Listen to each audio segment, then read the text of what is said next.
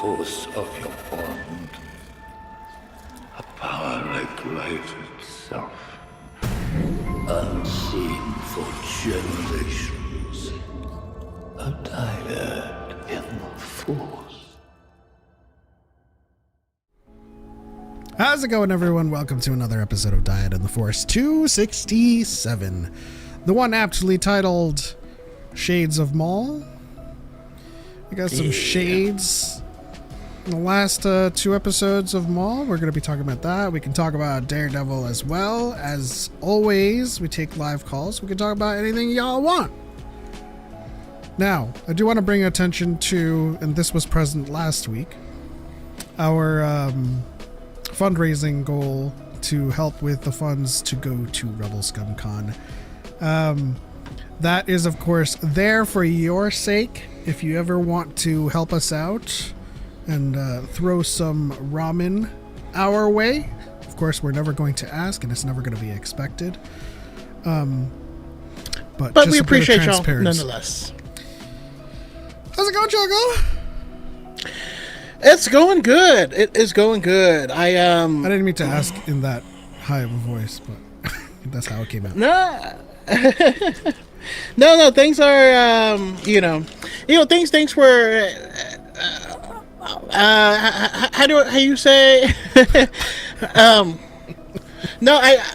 so as people know, I stopped making, content. 13.75 ramens. Say less. Oh, thank you. We appreciate it so much. Thank you, Cupcos. No, but, I hadn't made a lot of content because I started a new job, and I really, really wanted to put a lot of time and effort to make sure this worked. You know what I mean? And so it's finally in a place where, much like Anakin Skywalker, I can say, it's working!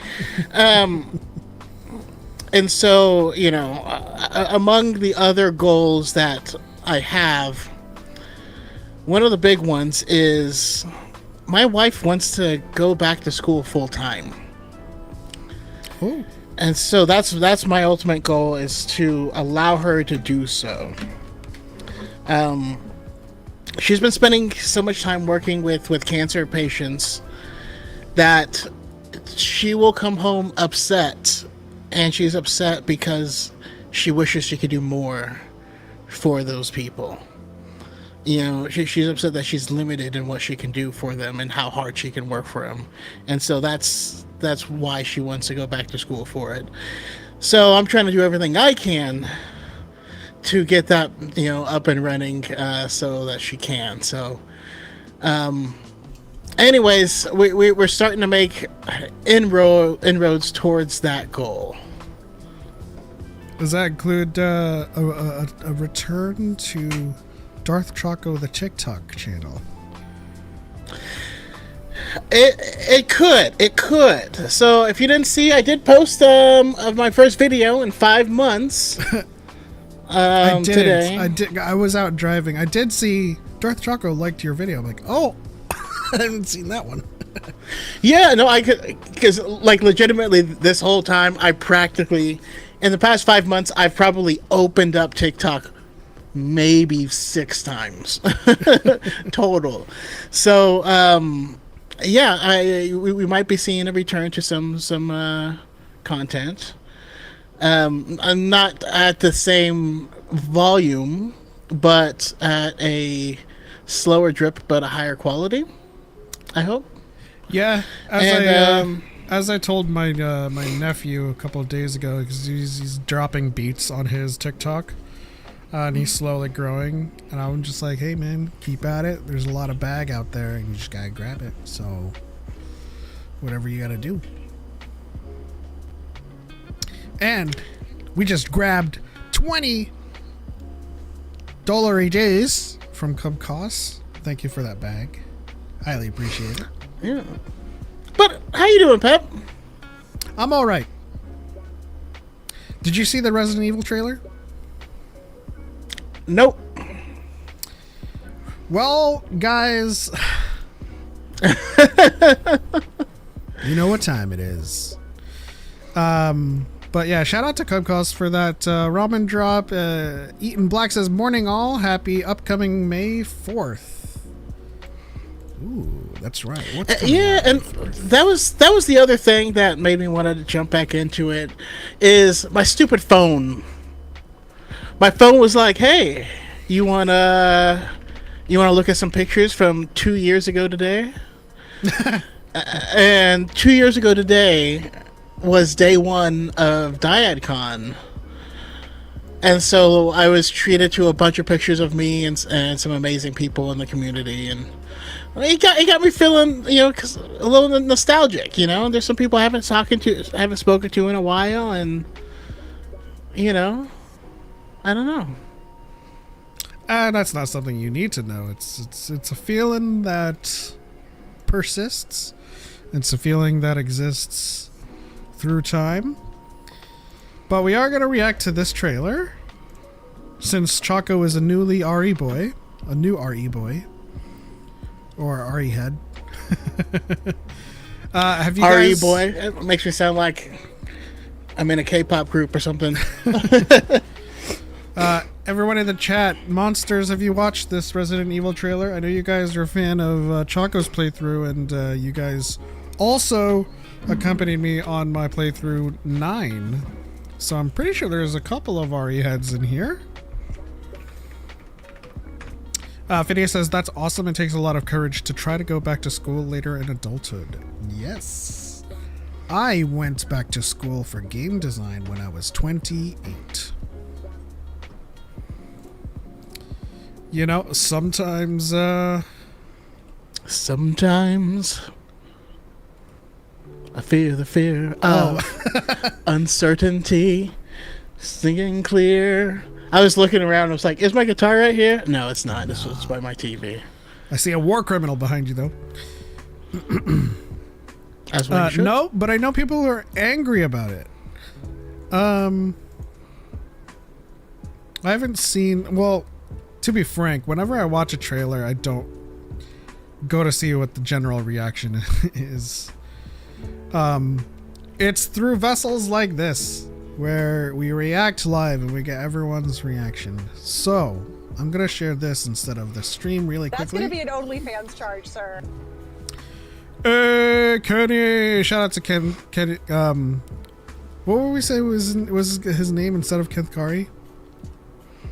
I don't remember. Kenny Creates or something like that. Shout out to Kenny for a 47-month membership. Hello there, everyone.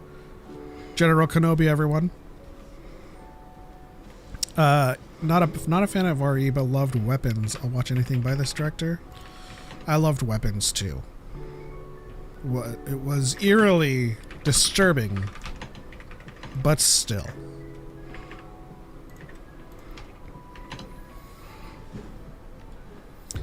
Okay, then I need to add it to the scene. And let us react to this. Choco, can you see it? Choco, can you see it? I sure can.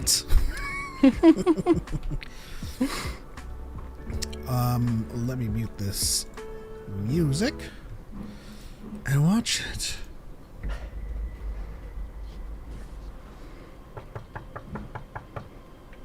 Hello? I had a little bit of a problem on the road. I was wondering if I could use your phone. Hello?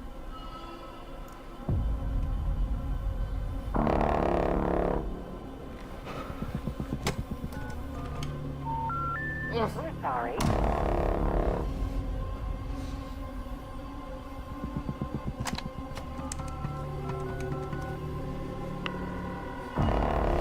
This was the one that was released in CinemaCon behind closed doors. Look, I'm really sorry that we got disconnected earlier, but some things have happened.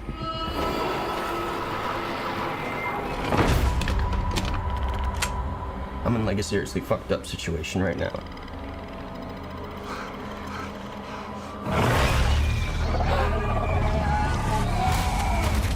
And it looks like there's a chance that we might not get to talk to each other again.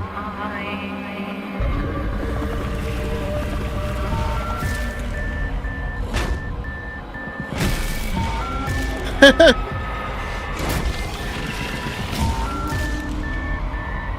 just wanted you to know.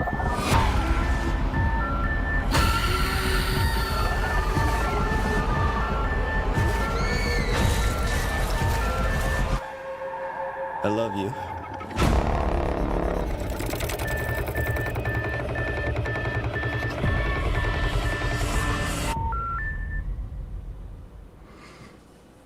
Okay, so they're definitely doing horror stuff, which is what the games are. Yep. It was always quite interesting when the old movies were were action movies, and like I don't know, it was just interesting. Yeah, so one thing that I really like about this trailer is that it feels like a horror movie. Do you know what I mean? Yeah. It definitely feels like something from Zack Kreger for sure. But to anybody that played Village, I feel like that fat dude was the Duke, and he's gonna sell people some weapons and bullets. Which is the Duke is essentially the merchant in 8, which is, you know, reminiscent of how 4 introduced a vendor. But like, I really need to know what people are mad about. People are mad about everything all the time. And it doesn't matter if there's anything to be mad at or not. It's just the only way they've learned to communicate outward in a way that other people will listen. So like now it's become part of their personality. In order to feel heard or validated, they have to be hateful, you know? Yeah, I mean, I imagine that the chuds are chudding, even though this protagonist is a Caucasian. But I'm wondering if there's any RE fans that are mad because, like, okay, listen, I get it. It's not about like Chris, Jill, or Claire and Leon, but like this feels like horror, and this feels like all right. I'm gonna lean on Choco's newness to RE. But like, it feels like one of those letters or notes that you pick up in the game, right? And you read about some rando and their experience in this. Yeah. I see what you mean. Where like you would find a note that was like, oh, I just came in from out of town and I went to the gas station and all this thing and it's all messed up. Yeah. So I climbed in this hole, and then this is like the story of that thing. Yeah. So there's a lot of things that, hey, shout out to Darth Angel in the TikTok chat for all of the likes. We appreciate you. If you like, so in Resident Evil 1, there's a whole bunch of like diaries that you read as well. This isn't a spoiler. There's a whole bunch of diaries and journals of like people that lived in the mansion and talked about like how things went down. So I feel like those stories are really, really like ripe for telling, because like if we want to latch on to this horror thing, you can't do that with a STARS member or with a SEAL Team 6 protagonist, because they're going to handle things first. They're going to be like, what is that? But then after they acclimate to their environment, they're a badass. You know, and we can no longer personally relate to the horror on screen, right? Because most horrors that I personally enjoy is when I'm like equally terrified with the person on screen.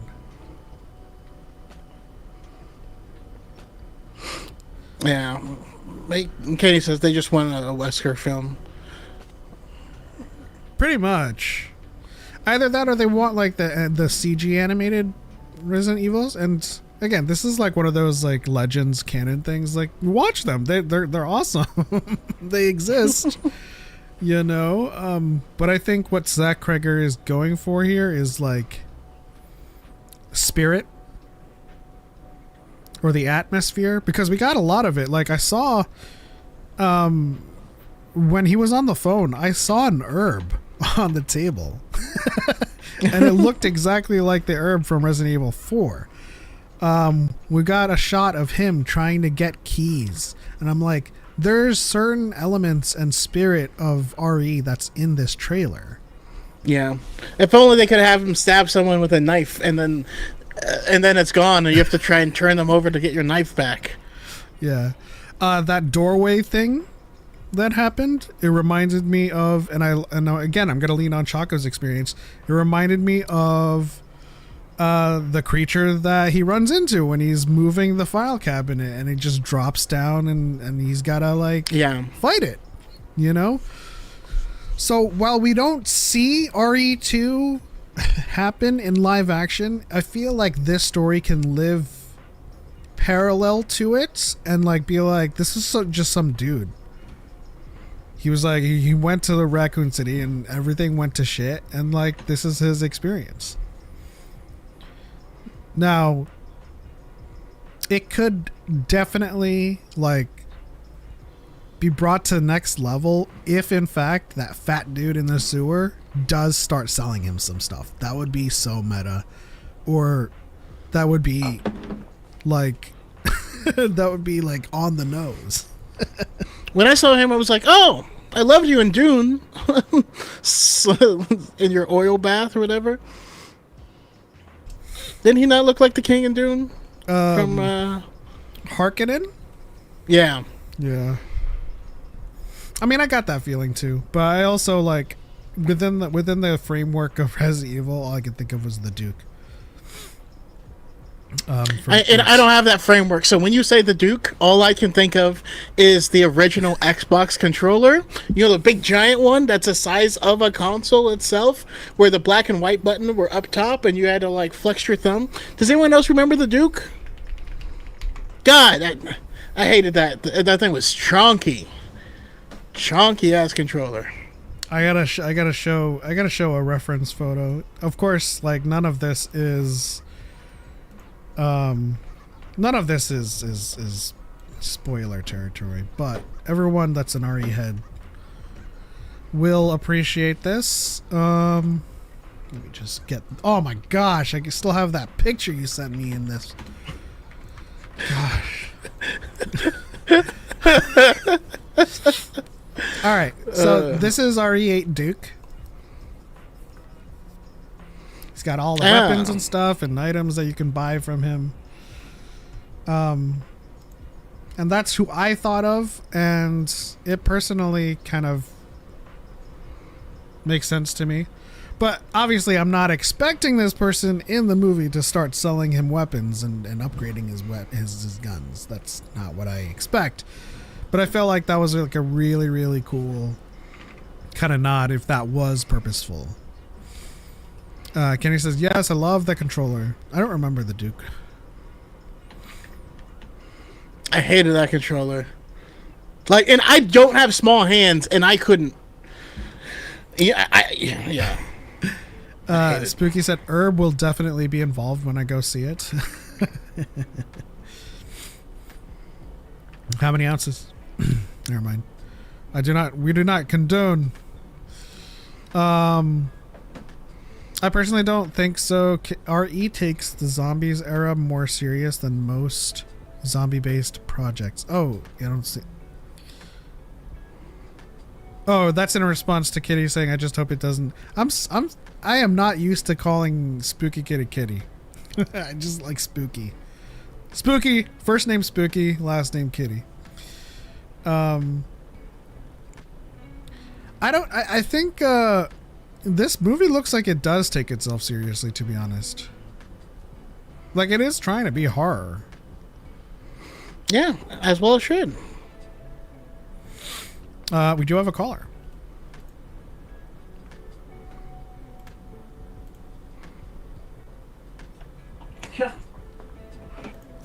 Is he prepared?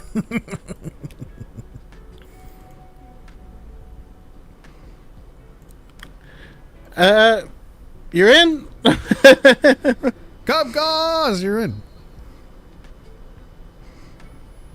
We just gotta hope that you can speak and we can hear you.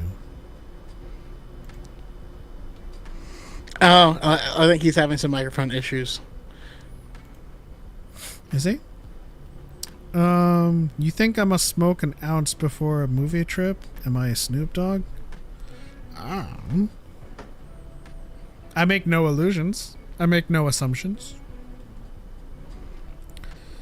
Only 3 weeks away until Mandalorian and Grogu. We should start planning that outing. Would Bree be interested in watching it? Not like opening day. Okay. Maybe we should reach out to. What's his?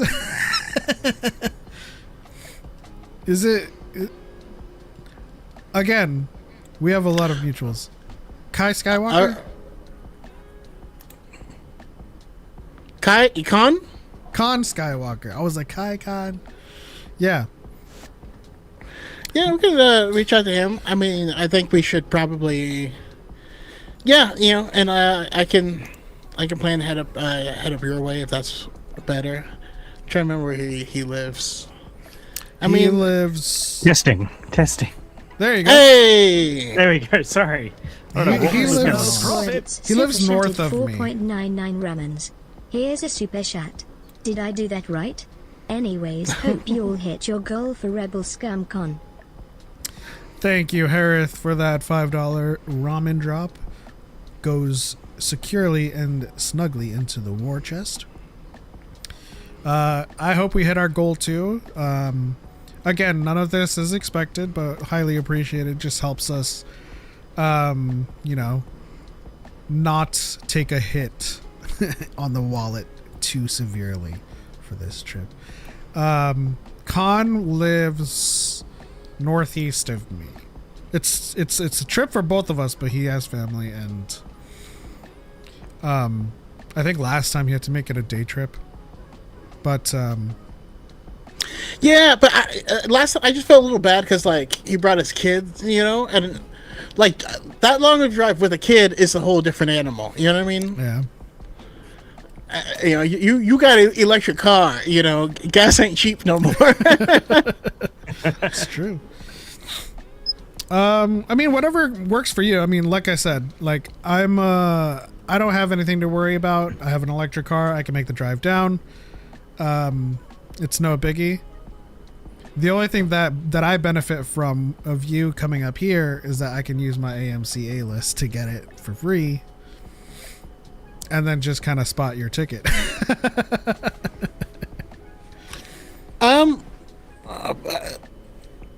Well, I mean, it's not like they don't have AMC down here. I know, but we typically go to Regal. Yeah, no, we can. We can do it in AMC. So hang on, you guys don't want to come to Australia to come watch it together? You just don't want to make that trip? My EV doesn't have enough range. Yeah. I tried putting floaties on my car, and it doesn't seem super stable. Hey, but like next gen Chevy Bolt, I hear it's 300 miles, so I might be able to make it. But just not this generation. It'll come with wings. Could you imagine the day that Asimov like predicted, like we have flying cars, and then the entire airline industry collapses? It's about to collapse right now through no fault of their own.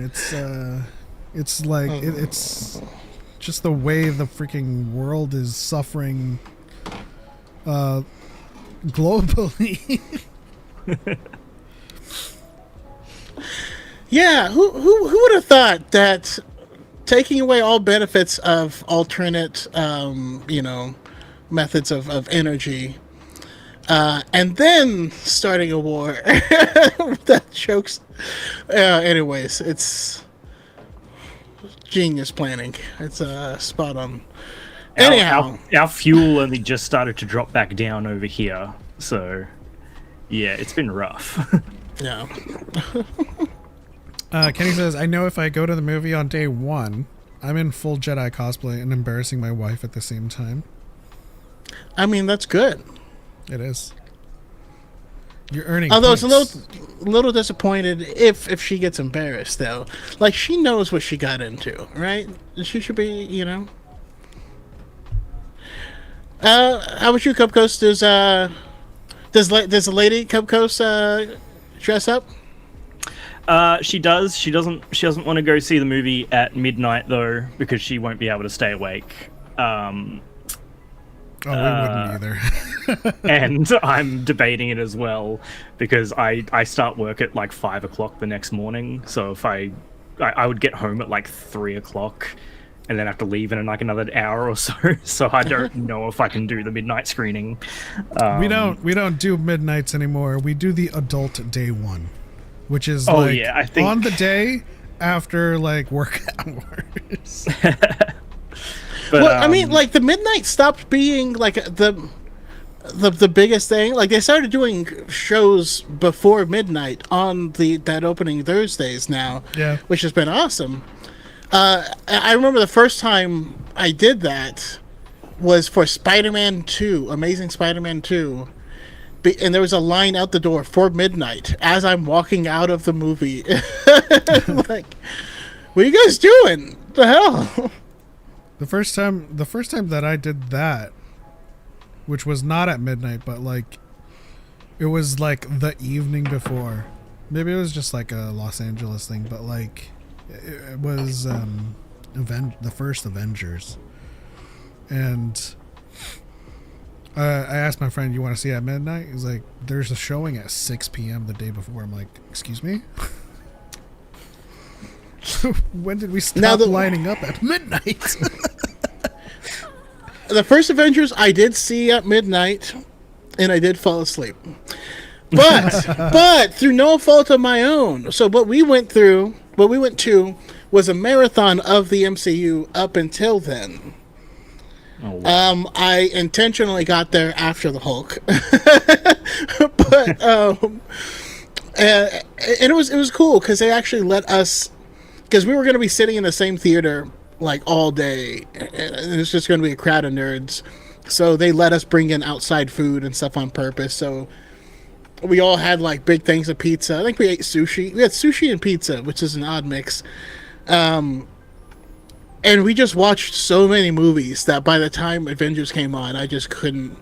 It got to the mid section when they were on the plane, and I just conked out.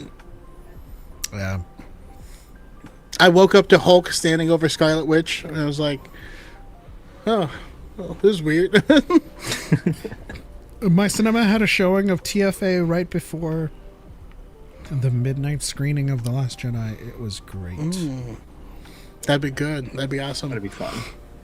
Last midnight screening I went to was Spider-Man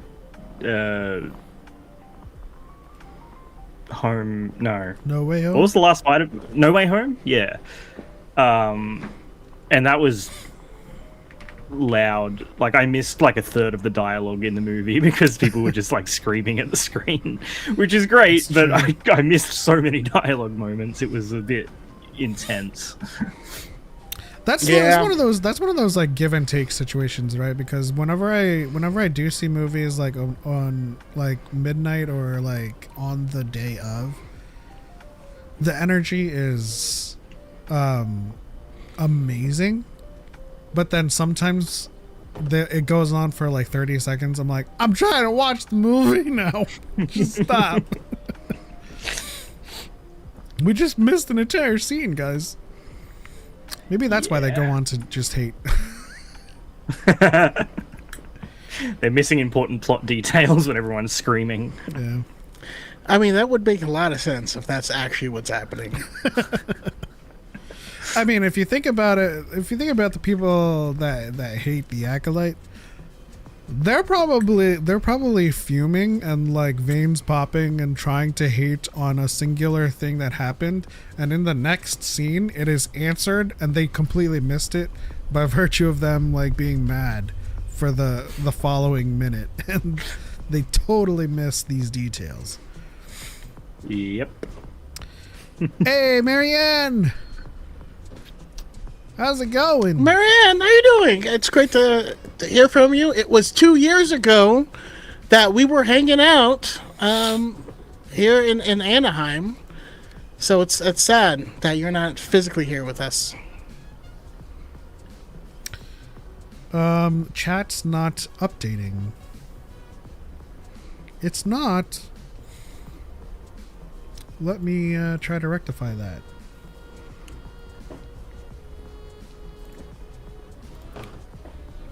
Oh, just to circle back around to Resident Evil for a second. Huge Resident Evil fan, Choco, enjoying your streams of RE2.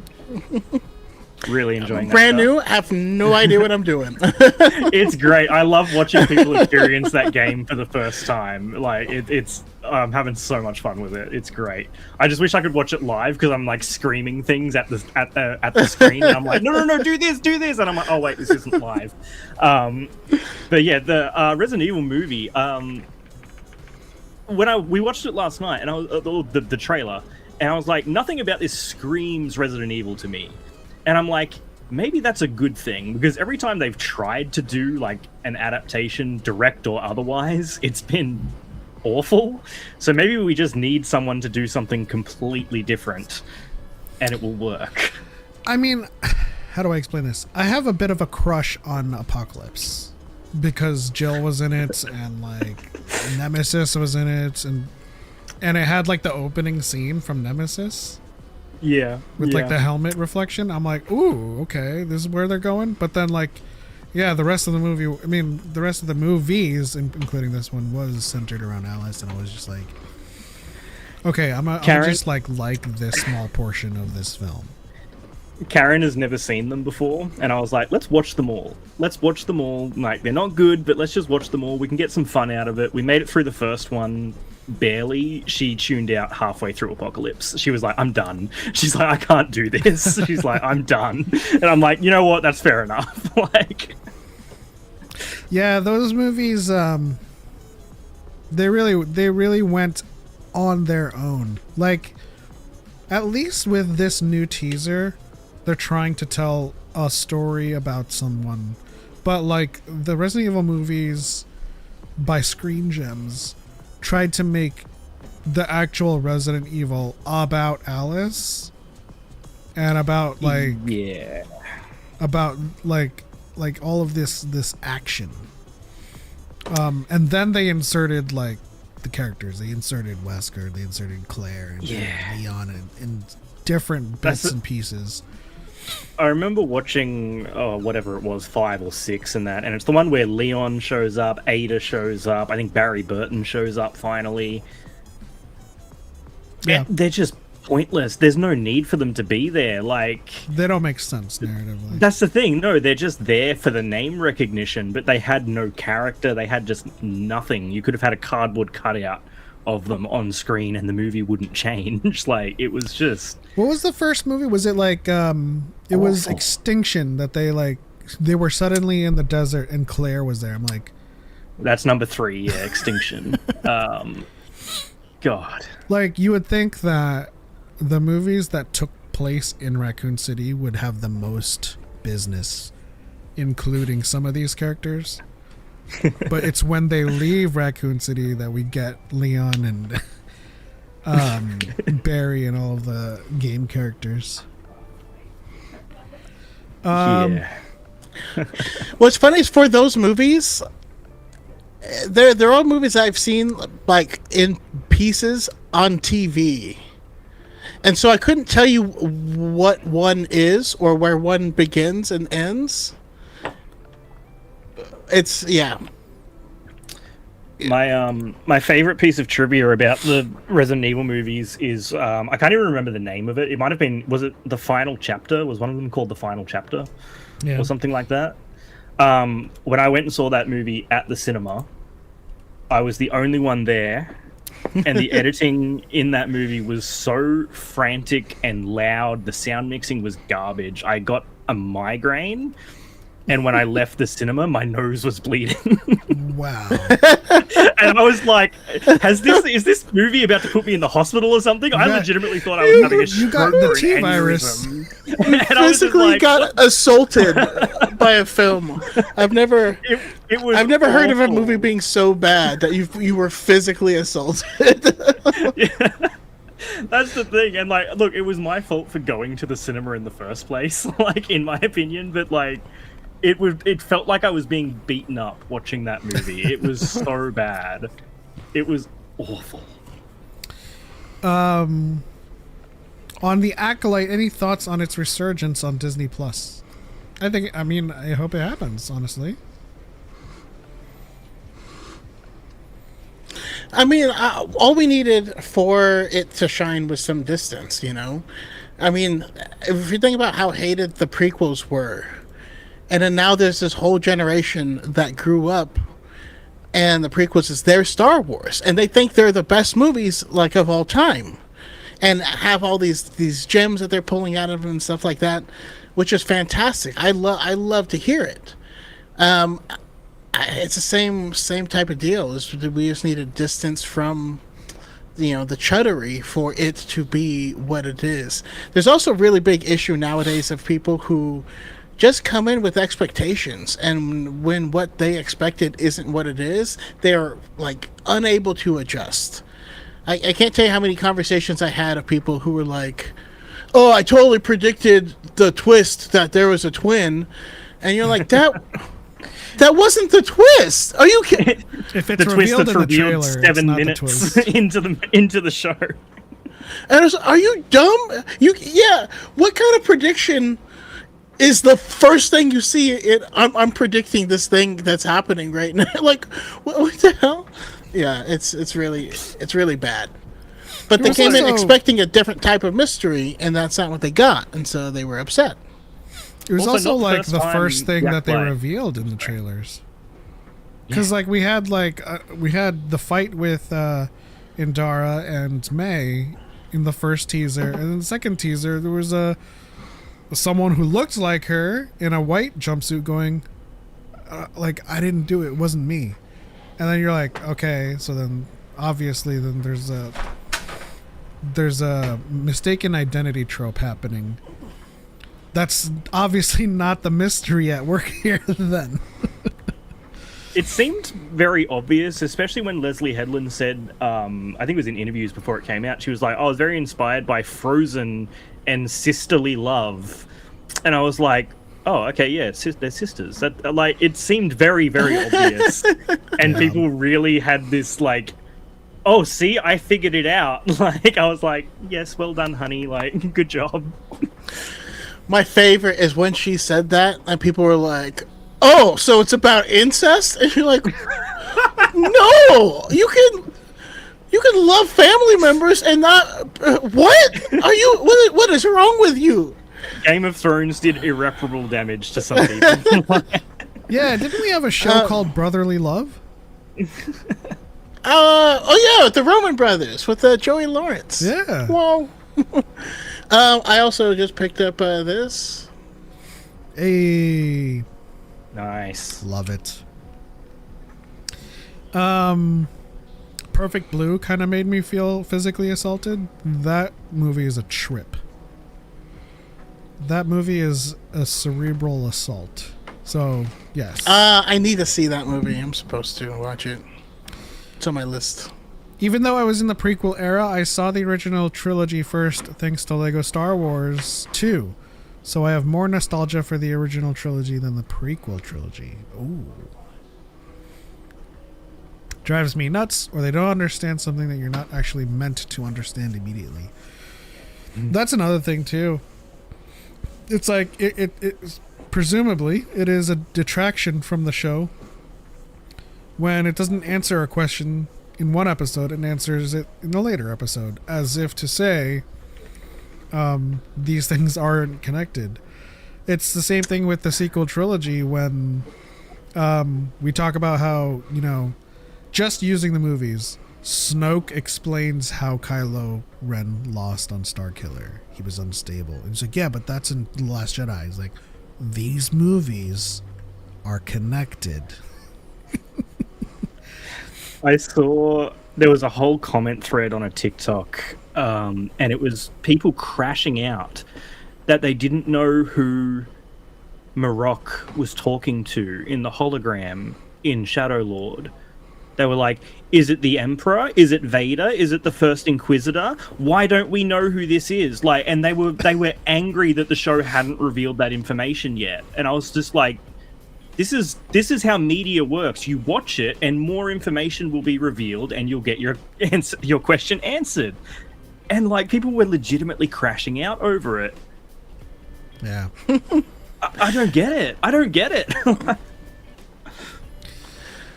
It kind of makes me think of when the people were mad that who was it? It was back in the day when I was on Star Wars Theory's stream, and he said that when in Rise of Skywalker, when Luke caught the lightsaber and says this deserves more respect, that was retconning of The Last Jedi, and you're like,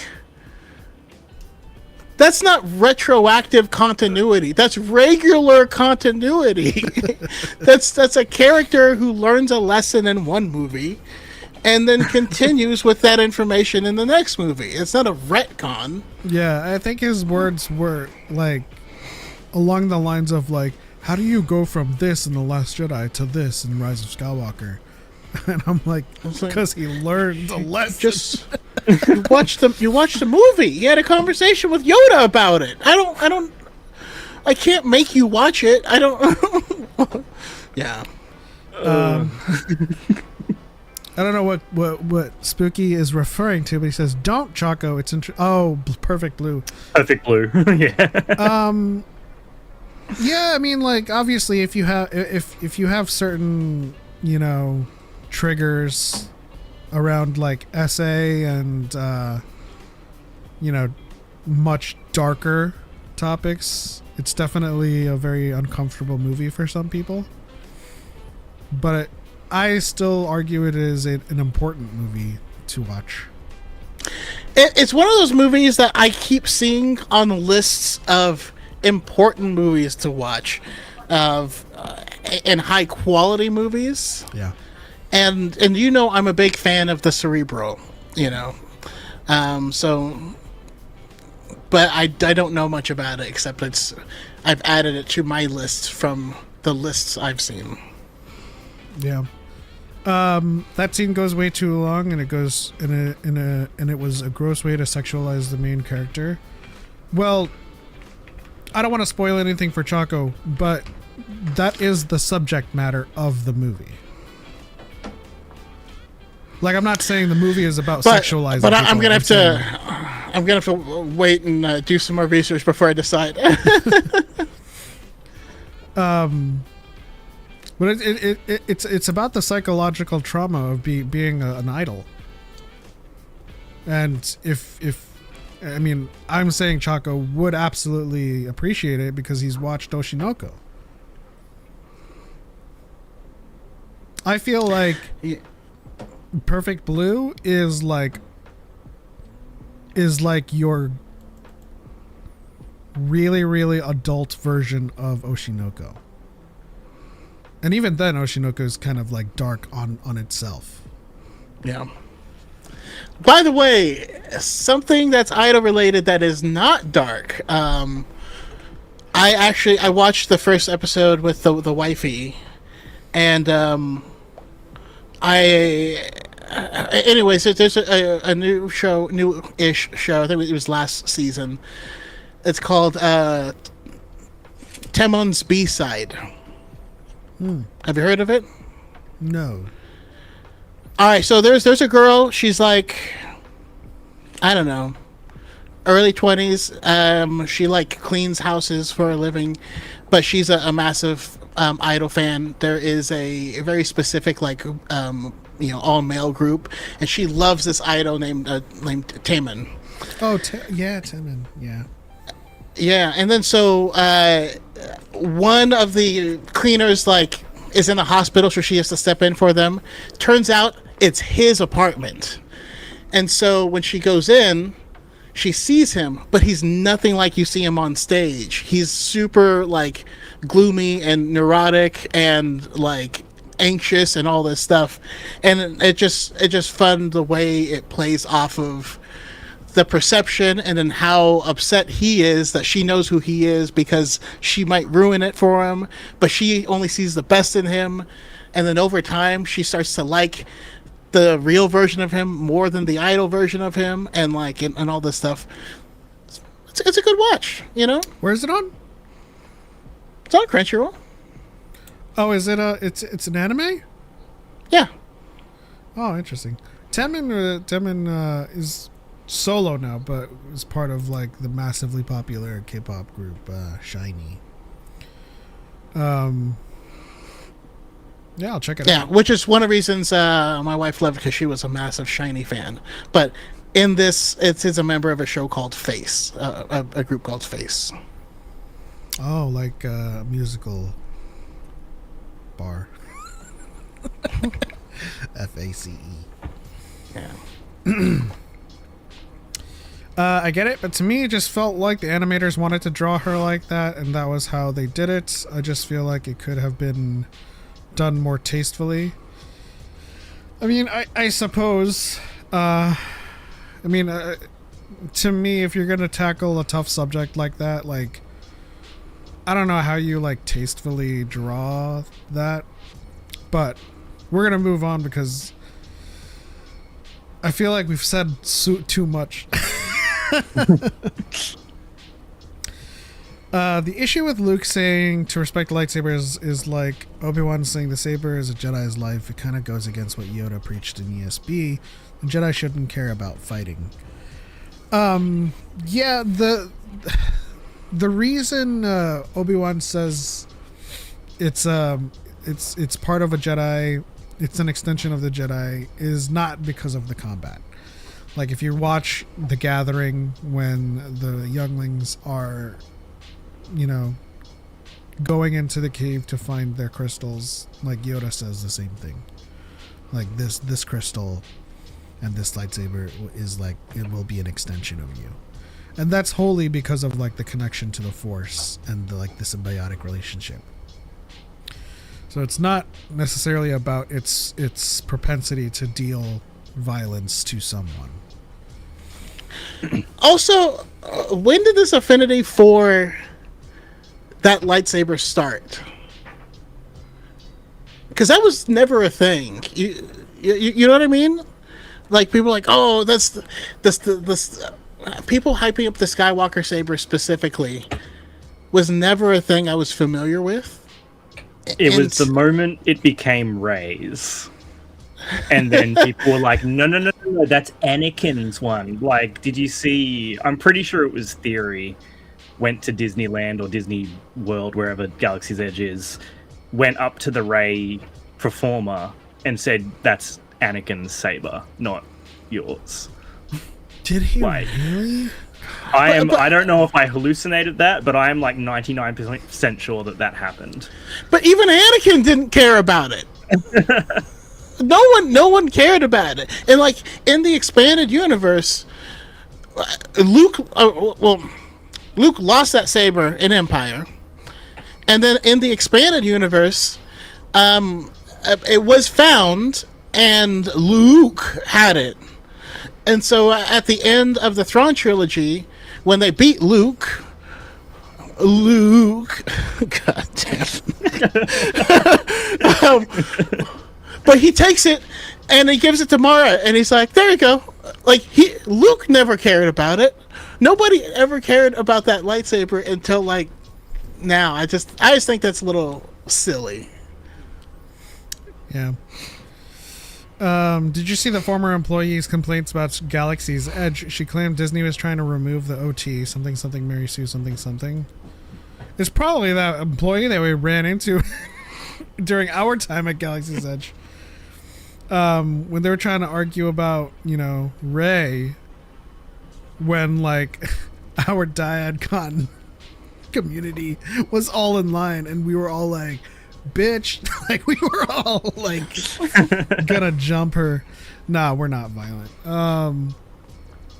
Yeah, like, if you're an employee and your job is to like prep people for Rise of the Resistance, your job is then not to start bad mouthing the property with which this ride includes, you know, because Ray is a huge part of that, of the debriefing before you go in.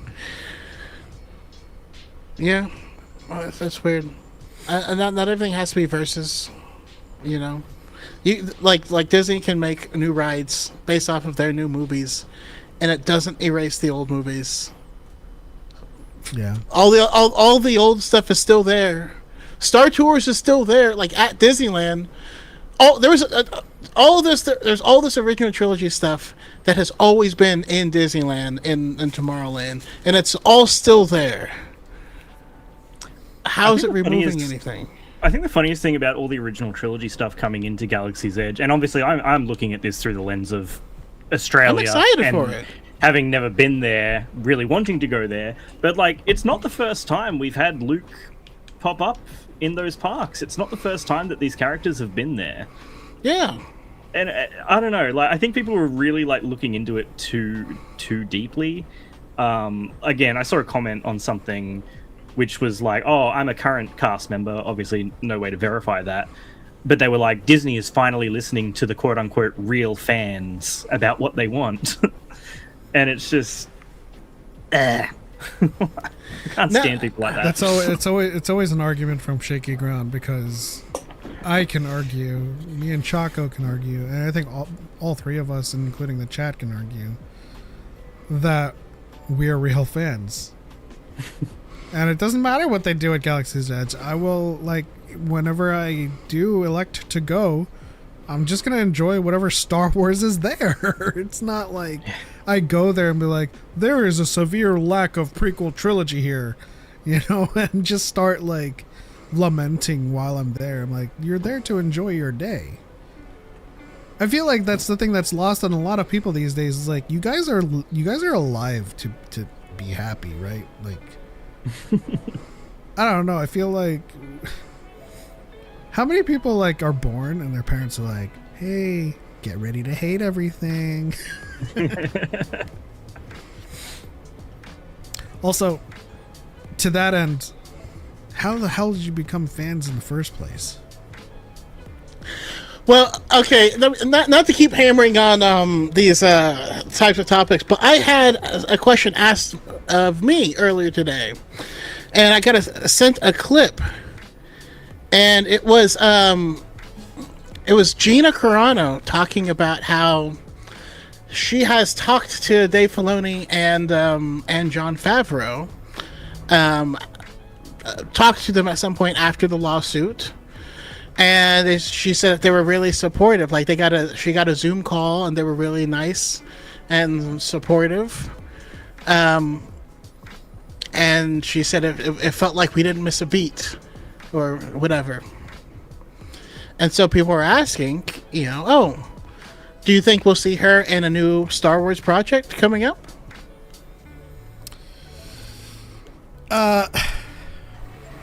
Not Maybe. Leading it. I feel like if they had conversations with her, there might be some there might be a play to have Cara Dune come back in a supporting capacity, but I don't think they've written her off, like, I don't think they've written her off the show. She's off fighting somewhere, right? And she didn't die off screen, so the character still exists. So, I mean, there's definitely a chance we see her character again. I don't think Rangers of the New Republic is on the table, especially with how stingy they're being with, like, even the Acolyte. You know? But it's always a possibility to see Cara again. Yeah, Cupcos, what do you think? I saw the interview, or her words and that, and I don't really buy much into it, if I'm being honest. Like, could she reappear? Yeah, sure. Like Pep just said, though, like they're being pretty stingy at the moment. Where would she show up? Like, where would she even fit in again? Like, I feel like if like in the Mandalorian and Grogu, there's like a contingent of drop troopers fighting in the background, we could see her just run like in the background, like, oh, that's it. But like, yeah, I don't expect her to take any kind of significant like role of consequence narratively. Yeah, no, probably not. Yeah, where I came down on it is kind of in a similar place. You know, she like the character, like I don't see a whole lot of legs for, honestly, the Mandoverse in general. You know, going forward, I feel like after we get the Mandalorian, Grogu, and the heir to the Empire stuff. I mean, I just feel like I feel like it's going to dry up. Like the show's been going on for quite a while. I feel like she missed her window. I don't think they're going to give her the lead in anything. I think she missed out on that. She missed out on what would have been Mando season 3 or spots in Ahsoka or a bunch of other stuff. And so I don't see, who knows? Maybe they give her a different role in the MCU. Her character in Deadpool, I can't picture being relevant enough to show up anywhere else. Yeah. I don't know. If they're going to do anything with like Rangers of the New Republic, honestly, give it to Paul Sun Kyung Lee, Carson Teva. Yeah. Give it to him. I'd rather see him in the lead. I'd like to see a Rangers of the New Republic with Jason, but like further into the future when he's like 13, 14, and like he's starting to like. Well, I mean, even in Ahsoka, he's like he hears the fight between Anakin and Ahsoka, so I feel like he's already kind of aware of his connection to the Force. And I would just love, like, by virtue of like a not a sabbatical, but like a pilgrimage. Like he wants to learn more about his father. That would be really cool. I would like that a lot, actually. You know what? Ah, man. Sorry, but it's not Rangers of the Republic. I don't want that anymore. I want what they did in the expanded universe, which is Jason Solo did a trip after the end of the Yuuzhan Vong War, right after his brother died, and he was just questioning his place. He was questioning the Force. He just traveled around to all these different Force-sensitive cultures and just lived with them for a little bit and learned new stuff. And I'm like, yeah. And if Jason Syndulla did that, if he was like, I want to connect with, feel like I'm connecting with my dad, and he has this weird connection through the world between worlds, and there's a wolf that calls itself Doom that roams the world between worlds. Maybe he's friends with that wolf, and he finds Bendu on the planet where the Ing-Ti is, and Bendu's like, your presence is like a calm storm. Quiet wind. It's like, listen, he rides his father wolf through different doorways into different Force nexuses and just checks out what's going on. Yeah. And Bendu's like, Jason Jarrus, Jedi Knight. And then Jason's like, Syndulla. I love impersonating Bendu. That's an awesome voice. That's a pretty good pitch for like a show though, called like Star Wars Jedi Wayseeker or something like that. Just have Jason going off into the galaxy. I'd watch that. Absolutely. That's a pretty good pitch. Different Jason, same problems. I don't know. I don't foresee this Jason Syndulla going through the same things like pitch for pitch. just because of like how things progress further out into the sequel trilogy or the sequel era. But you know, he exists, right? And that's a story that can be told. The only thing Star Wars I absolutely despise is the holiday special, but I don't waste my time hating it 24/7. I just acknowledge it's bad and move on with my life. Yeah, I've only seen it twice. Second time, I was trying to share my misery with someone else. And that's true. You just kind of be like, yeah, don't touch that. Let's watch something else. I think my favorite thing I saw about the holiday special in recent years was I think it was an article from just one of those like sites that just pumps out crap, but the headline was Skeleton Crew is the latest insult to George Lucas's legacy, and it was because they had the little hologram from the holiday special in Skeleton Crew. Honestly, who is the steward of George Lucas's legacy? And who's deciding what insults it? I swear to God. Because I feel like George still has a voice. If he felt insulted, he would be...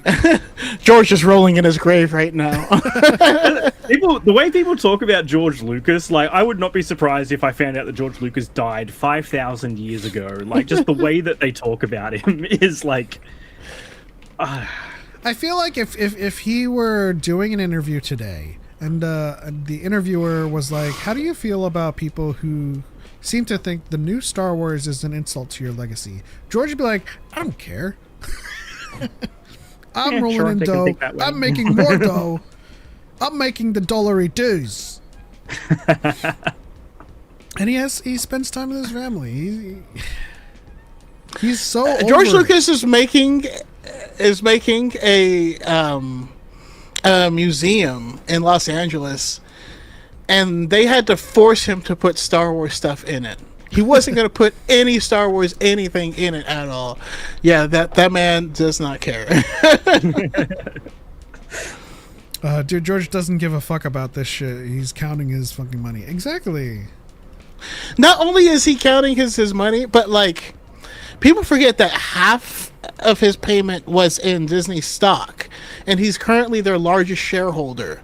And so he recently went back there because there's a coup to try and like take over, and he went over and was like, nope, I believe in Bob Iger's vision. And like, oh man, people were so mad. Wasn't the holiday special George Lucas's idea? Yep. He pretends it didn't happen, but yeah, that was all him. God, that was a weird thing. It's a fever dream. It's just people like the chuds these days in the carpet nuggets just don't know from which ground they're arguing from.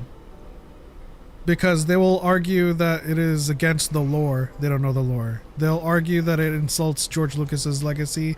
They have no idea what George feels about his legacy. You know, all of these things, every single time we hear about something that is, quote unquote, an infraction in Star Wars, it's either from people who don't know Star Wars or from people who shouldn't be commenting on it. Like, the only person that can say George Lucas feels offended is George Lucas. It's like me going to Starbucks and seeing a red cup and be like, Christians are going to be offended. You can't speak for everybody.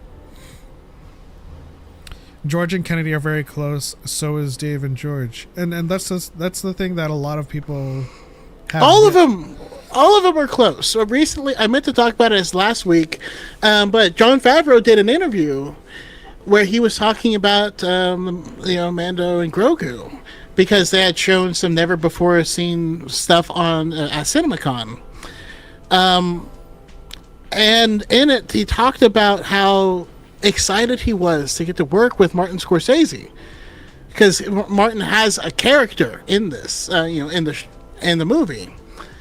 And the way he got him is he asked Kathleen Kennedy, and she's like, "Oh yeah, I know him. Let me get Marty on," and that's how. And he was like super grateful for her for for doing that, because even Jon Favreau has only worked with him once during Wolf of Wall Street, and they didn't even like talk. So it's just, I don't know, it's just interesting.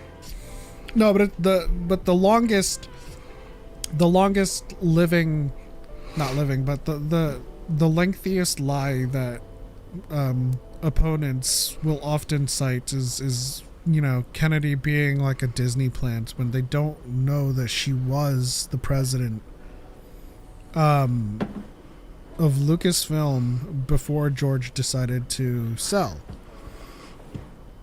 He worked with George. She worked with George. She got made president, and he was handing her the keys, and then decided to sell. Not only that, but so George already decided to do a soft reboot to get rid of the expanded universe, to not tell those stories. Also, before the Disney sale. So yeah, he handpicked her, but like, it also wasn't out of the blue that he handpicked her. They've been close forever. Yep. At Celebration, the last one we were, the last one I was at, Ian McDermott even talks about meeting her, because she was the person that casted him in the 80s. She casted Ian McDermott to be Palpatine for Return of the Jedi, which was like, a kismet thing. But yeah, they've been working with each other since the Indiana Jones days. Yeah. Iger recalls it as like his last power play to leave Kennedy in the seat of power before selling. But even then, like, I'm just tired of this. Don't get me wrong. I'll make Acolyte videos all day. That stuff makes me money. And you can call me a grifter for that, but I'm not making those videos for the money. It's just that, like, there's so many people that are still commenting on my videos about it. I'm like, okay. Well, it's not grifting if it's true. Yeah, you know what I mean? I feel like, grifting means like knowingly misleading people for profit. And you don't even have to do anything particularly effort worthy. Like, all I did on TikTok, I did a 10-second video of me drinking my morning coffee. I didn't talk, and I just had a screenshot of The Acolyte is in the top 10 on on Disney Plus again. I didn't say anything, and people went fucking nuts. Like, I didn't say if that was a good thing, I didn't say if that was a bad thing. I just had that, I was having my coffee, and people went off. Yeah, Well, that's only because it autoplays, and you're like. Which is funny, because back when The Acolyte was airing, it was all about minutes watched, because it doesn't track usually individual views, because a view could be 3 seconds, which is why most of this tracking is done by minutes watched. So it's in the top 10 for minutes watched. Yep. And people are like, well, no, it's because I woke up and it was 3 episodes in. Like, so you fell asleep during Maul. So you're saying Maul is a bad show. Yeah. Well, no, it's and you're like, it's okay. It's okay. You don't like it. Just move on. I don't know, man. How do you feel about Maul finale releasing at midnight on May the 4th? Apparently it's releasing like 12 a.m. I didn't know about that.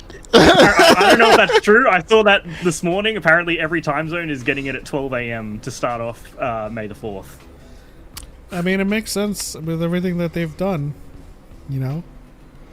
I remember when somebody asked for my updated Star Wars ranking, I knew immediately that the presence of The Last Jedi at the top was going to send people. Now, I made that video normally. I was telling the truth. It's like, this is my ranking. Empire Strikes Back, The Last Jedi. Some movies have moved up. Some movies, totally normal video. like over 100,000 views of people saying, I stopped at number 2. I'm just like, well, whatever. I still got your view. Yeah. I did a conversation with Erin Thought Space. I think she's been on here before. Yeah. Yeah. Either here or High Ground. Yeah, I did a talk with her last week or the week before, just about Maul Shadow Lord, and then we sort of went off on a tangent. We spoke for like nearly 5 hours, which was insane. And we were doing our rankings at one point, and I think they had Last Jedi at number 2 or 3, I can't quite remember. And was like, hey, if you ever want to put together a podcast or like a video where we just get a group of people to just talk about the Last Jedi, I'm so down for that. And I was like, I know some people that really like The Last Jedi. We could do this. So like, just putting it out there. If anyone wants to get together and talk about The Last Jedi for a couple of hours, like, let me know. Let me know. All day. Because I think that would be pretty fun. I think I have a picture. Hold on. It might not be in my folder. But go ahead, Choco, while I look for this. Yeah, while Pep has it at a measly 2, I have it as my number 1. So just sign me up. Let's see here. It's on my top 5. Harith says, I don't publish my rankings. Revenge of the Sith at 7 would trigger so many fanboys. Oh, Harith, baby, I am right there with you. I am right there with you, man. I'm not gonna lie. The last, when it re-released in theaters, me and Pep, we watched it, and I walked out and was like, that was worse than I remember. And I think that since I last watched it, I read the Matthew Stover novelization like twice, and it's so much better than the movie itself that like my mind just defaulted to the Matthew Stover version. Yeah. Oh, is Alex Lezio in the chat? We're talking about the Return of the Revenge of the Sith book. Well, he says to the Last Jedi conversation, he says, "Sign me the hell up." Oh hell yeah! Hey, we're taking we're taking live calls if you wanna. Yeah, Alex, you want to jump in here? Jump in here, Alex. So, this isn't the picture, but I wanted to share it with everyone.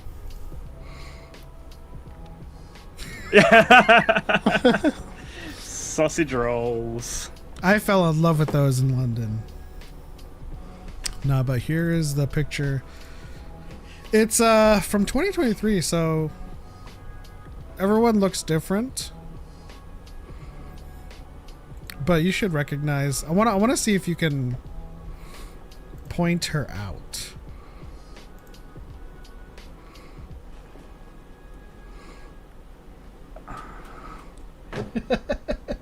Where is she?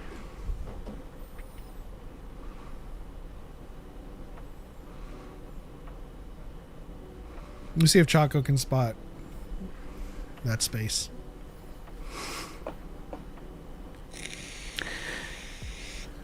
I'm not gonna lie, I can't see her. Is she Ochi? Oh fuck! I just saw Ochi.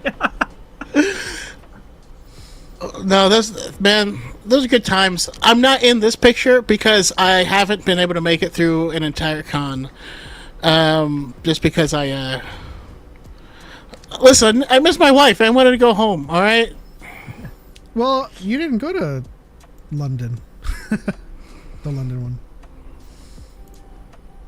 This is a picture from the London celebration. Here, I thought you said it was 2023. I believe London was 23. That's London. That was London? Okay. Man, time is crazy. Here's a zoomed in picture. Maybe you can see. Can you guys spot me?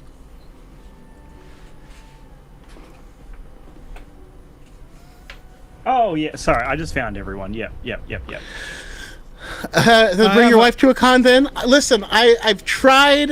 Sometimes it's because she has to work, and then also she didn't want to.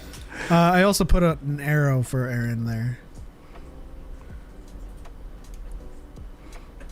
She wasn't blonde back then. Like No, that's the thing. I was looking for a blonde, and I'm like, I'm not seeing them anywhere. Like, yeah, when we started talking like a couple months ago, I didn't realize that we had already met. I was like I'm looking forward to the next celebration so we can hang out, and then she's like, we've already met. I'm like, what? It's like, yeah, I was on the steps with all of you guys, and was like, what? Those times are fun. I love it when the community gets together. I just remembered the reasons why you didn't go, Choco. Those reasons were insanely valid. Oh yeah, having a last minute, pretty expensive car repair. Yeah, that among things. Hey, I was able to give away your pass though. I did a video. It's like, answer this really simple Star Wars question. And luckily, I forget his name, but he's a Anakin cosplayer. Well, that's cool. As long as it went with some. I remember for the celebration before that, I ended up with 2 extra passes. Because I bought one for Sawyer. And then they gave her one, and she's like, "Oh, never mind, I don't need it." And I was like, "But I bought it for you." All right, whatever. Hello, everyone. I heard someone talked about Revenge of the Sith, the novelization, and it rippled across space-time to summon me. The conversation had even begun. You light speed skipped. Exactly. It calls to me like the Phoenix. It's so good. And I maintain, like, I thought about it and I realized that having read that book so many times since I've seen the full movie, because, like, making content, yes, I'll pull the movie open and we'll, like, edit and pull out clips and, like, bits and bobs, but not watch the entire thing in a setting where all I'm doing is sitting there watching. And so seeing it on the big screen uninterrupted with no distractions, I was like, oh man, I don't like this as much as I thought I did. I talked about exactly this on live yesterday, where, like, I was sitting there next to my brother and we kind of turned to each other like, this movie's not very good, is it? Like, it really, I've said before, the prequels are so much better if you're just working on memory. Like, when you're remembering the gist of them, you know, the vague concept of the Battle of Geonosis is cool as hell, because you're not really remembering that, like, oh, there's a lot of slapstick comedy from C-3PO going on in the middle of it, huh? Like, the expanded canon has made this out to be a really grueling, harrowing battle, and then it's just, oh, I'm beside myself. All right. Listen, I enjoy that part. I love that George stays so true to his sensibilities. Yeah. It's the most George Lucas move you could do. It's why I've said Rise of Skywalker comes maybe the closest to doing what George would actually do with a Star Wars movie in the sequels, because of the extended segments of C-3PO doing just bits. The whole Babu Frick, he's my oldest friend. That's classic George. That literally was C-3PO's best movie. Like, he stole that movie in its entirety. Yeah. Whenever I'm watching anything Star Wars, I feel like I almost give things too much of a pass just because I see something and I'm like, oh, I feel George in this scene. You know what I mean? Like in the Book of Boba Fett, when you see the mods, I was like, oh, this feels so George. This is just George coded. You know what I mean? Yeah. It's a little American graffiti. I thought the Yeah. that's exactly what I was about to say. I was about to say the mods reminded me so much of like American Graffiti, and I was like, yeah, this is classic George Star Wars. It's like people are gonna like this, and then get online, and it's the complete opposite. What's funny is that like, I think okay, I'm making an assumption here. It's probably a shot in the dark. I feel like most people that hate and perpetuate the hate for Star Wars were not alive. We're not born yet when George was making his run in the filmmaking world. I think it's definitely a not insignificant portion.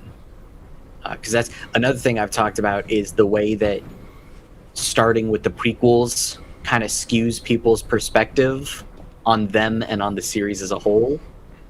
Yeah. And so I feel like that also reflects heavily when like everything has to root back to like, how does this affect Anakin? How does this affect the prophecy? Yeah. And it's like, you can really see this is a person who was not around for how much everyone absolutely hated that prophecy. To that end, they get their prophecy, man. To that end, they get their views from shorts and TikToks. Yeah. You know. Well, I mean, like the prophecy was an afterthought. Like the prophecy didn't exist until like the prequels existed, and so everyone else grew up with Star Wars being Luke's story, and it was an entirely different thing. And honestly, I didn't agree with a lot of the complaints about the prophecy itself, but yeah, it's just interesting the revisionist nature of what we all experience. Yeah. Harith says 1 Empire, 2 New Hope, 3 Rogue One, 4 Force Awakens, 5 Last Jedi, 6 Return, 7 Rise, 8 Solo, or not Rise, Revenge, 8 Solo, 9 Rise, 10 Phantom Menace, 11 Attack of the Clones, and 12 The Clone Wars movie. Those acronyms will get you. The TROS, ROTS. They couldn't have chosen any different word. I feel like that was on purpose. Maybe we'll trick them. They also, like these letters. Also, ATOTC. Attack thereof, the clones. There are a lot of us who grew up on the OT and like, there's still a bunch of stuff about the special editions that drive me nuts. Oh man, that was one of my favorite experiences, was getting a group of like 30 or 40 like Gen Zers and watching the People vs. George Lucas with all these people, and they were so confused because they were like, people didn't like Return of the Jedi? Why? That's so weird. Like, they couldn't fathom the complaints because they were so stupid and minuscule, and especially for like the special editions and stuff, and like it was funny because I feel like a lot of them like got it after watching that. Yeah. It is interesting how few people seem to know the history of the series. Like, you'll get people who say that, the prequel hate was all just media driven. Like, the fans were always on board. And it's like, no, it simply isn't true. Fake news. Like, you couldn't have been present on the internet and think that. You simply must have been, like, hidden in a cave somewhere. Well, remember, for the same reason they weren't around when George Lucas was actually making these movies, they weren't around when bulletin boards was where we discussed things. Yeah. And that is where all the complaints lived. You had to go specifically to a bulletin board. You couldn't go to a centralized hub like Twitter to see what everyone was thinking. You had to type, is Ahsoka a Mary Sue? And then you would find this bulletin board from Alta Vista search results. So some of those boards are still up today, actually. I was reading one the other day. Force.net, yeah. People going crazy about, I think it was Attack of the Clones, the factory scene with Anakin and Padme. and people were just like, "What did George mean by this? Like, why is this here?" He wanted to test the upper limits of blue screen. You mean when they play Wipeout?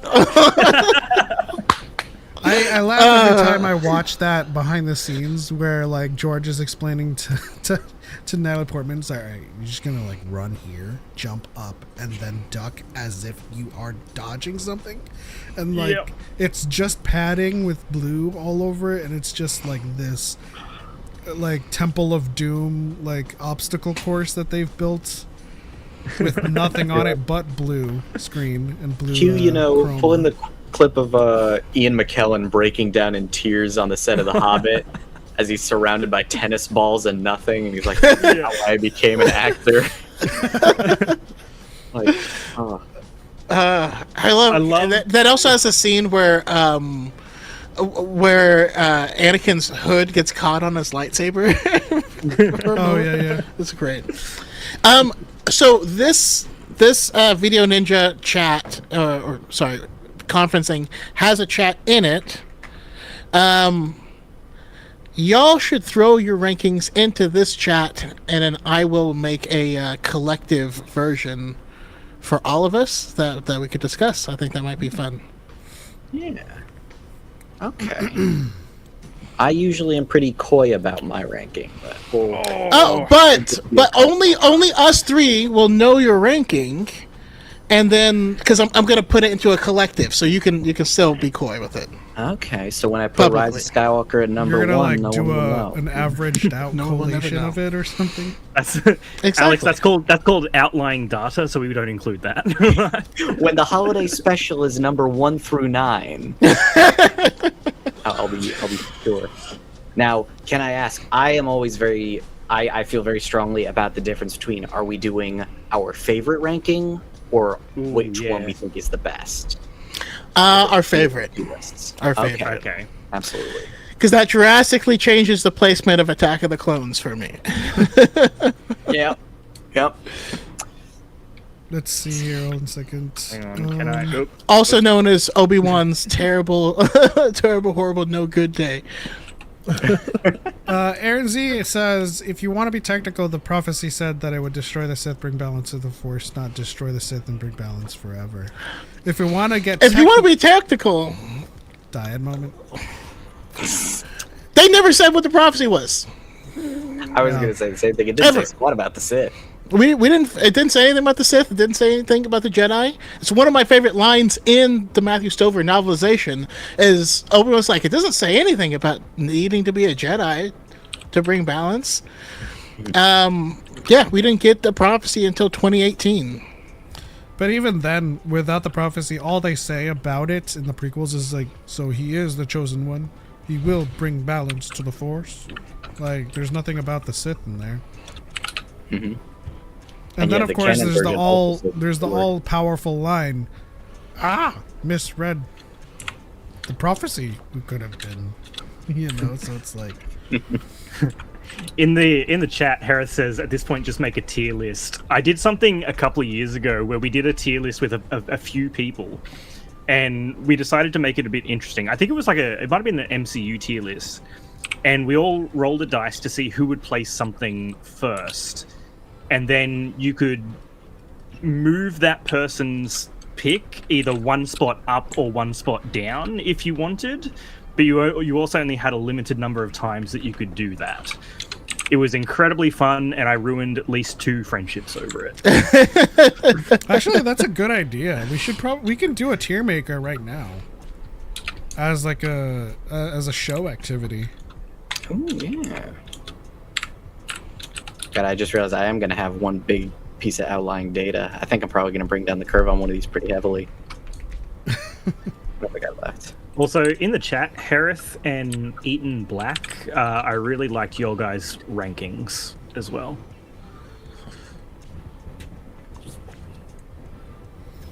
Sorry, guys. Choco gave us a task to do. Yeah. Okay. So I'll kind of talk and vamp while. I mean, both you guys have already put yours in, so that's fine. I can talk about my controversial one. What I know is like Last Jedi has become a pretty standard one for people to say like it's good and it's higher. The most controversial one I have is easily, if we're doing favorites, Force Awakens is rock bottom, which I know interesting. What? Bottom of the barrel. And I fully understand why I am alone in it, because The Force Awakens is a very fun movie. It's very enjoyable. When it's the opposite of the prequels, where when you're watching it, it's like this is a whirlwind adventure. JJ captured the spirit greatly. Every single story decision is something I don't like. And we're just doing the saga movies, right? No, we're gonna add Rogue One and I Solo put in there. I put Rogue and I Solo did. I in followed there. the trend that was in there. All right, now I need to follow the trend. Because when I watch Force Awakens, I'm just sitting there thinking like, this is in my opinion, it's the first domino that led to a lot of the problems with the sequels and the retroactive issues with earlier canon trying to like work up to them. I'm still miffed about the Jedi Order being gone. I just think people will call it the safe option, like JJ went the safe route with a soft reboot, and like how is annihilating everything in the first 20 minutes safe? We blew up the Jedi, we blew up the Republic, Han and Leia's marriage can't even survive. You couldn't even let them just be happy? I'm not going to say I disagree. I'll just I'll say I understand where you're coming from. That's the thing. It's a very much like, because I've talked to a lot of people who say like, yeah, they get it. I get it too. It's such a fun adventure. The cast are so charming. Their chemistry is incredible. All of the surface level elements are working at 100%. Yeah. And if JJ could even give a little bit to the below, I would love it. But I'm just gonna grab a coffee, guys. I'll be back in 1 second. I've said before, I think the perfect Star Wars movie would be a rough draft by George Lucas, followed by touch-ups and shooting by J.J. Abrams. Get the story down by Lucas, and then J.J. can make them sound like, human beings. Make an entertaining movie. Well, actually, I mean, now that we're kind of like in this mind space, why don't we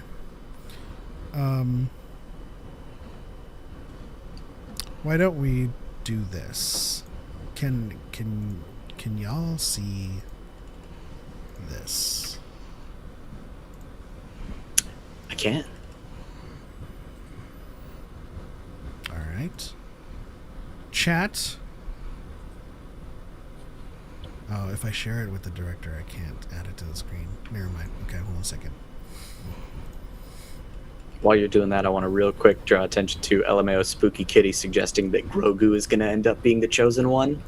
And that's another one of those cases where, like, God, I hope it happens, because it would be the funniest thing imaginable. Forget Anakin. He never mattered.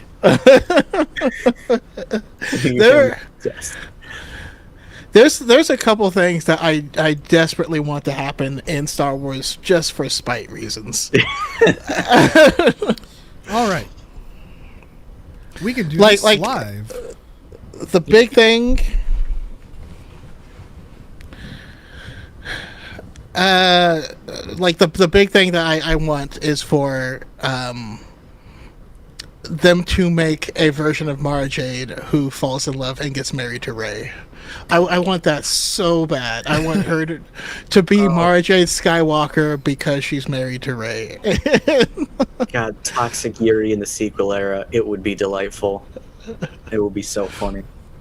People were suggesting that like Tava Ren could kind of be that, and I think it would be hilarious. Maybe, they're doing Devin in Maul, who's clearly like a Talon Light, so maybe Tava Ren is Mara Jade Light, where they'll do the gist of it. It's not going to be Mara Jade, but it's close enough.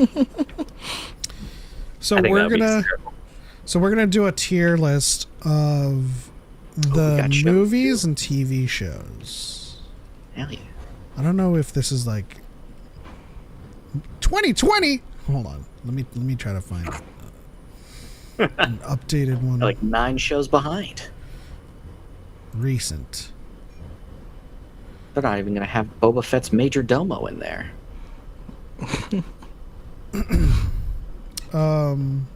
The complete Star Wars tier list.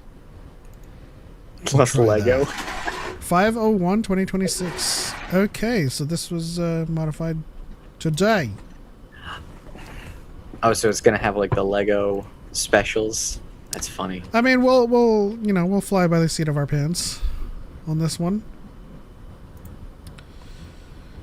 Monsters in the chat, feel free to chime in as well. Let me put on a new music playlist so that we are not in silence. I don't know where that voice came from.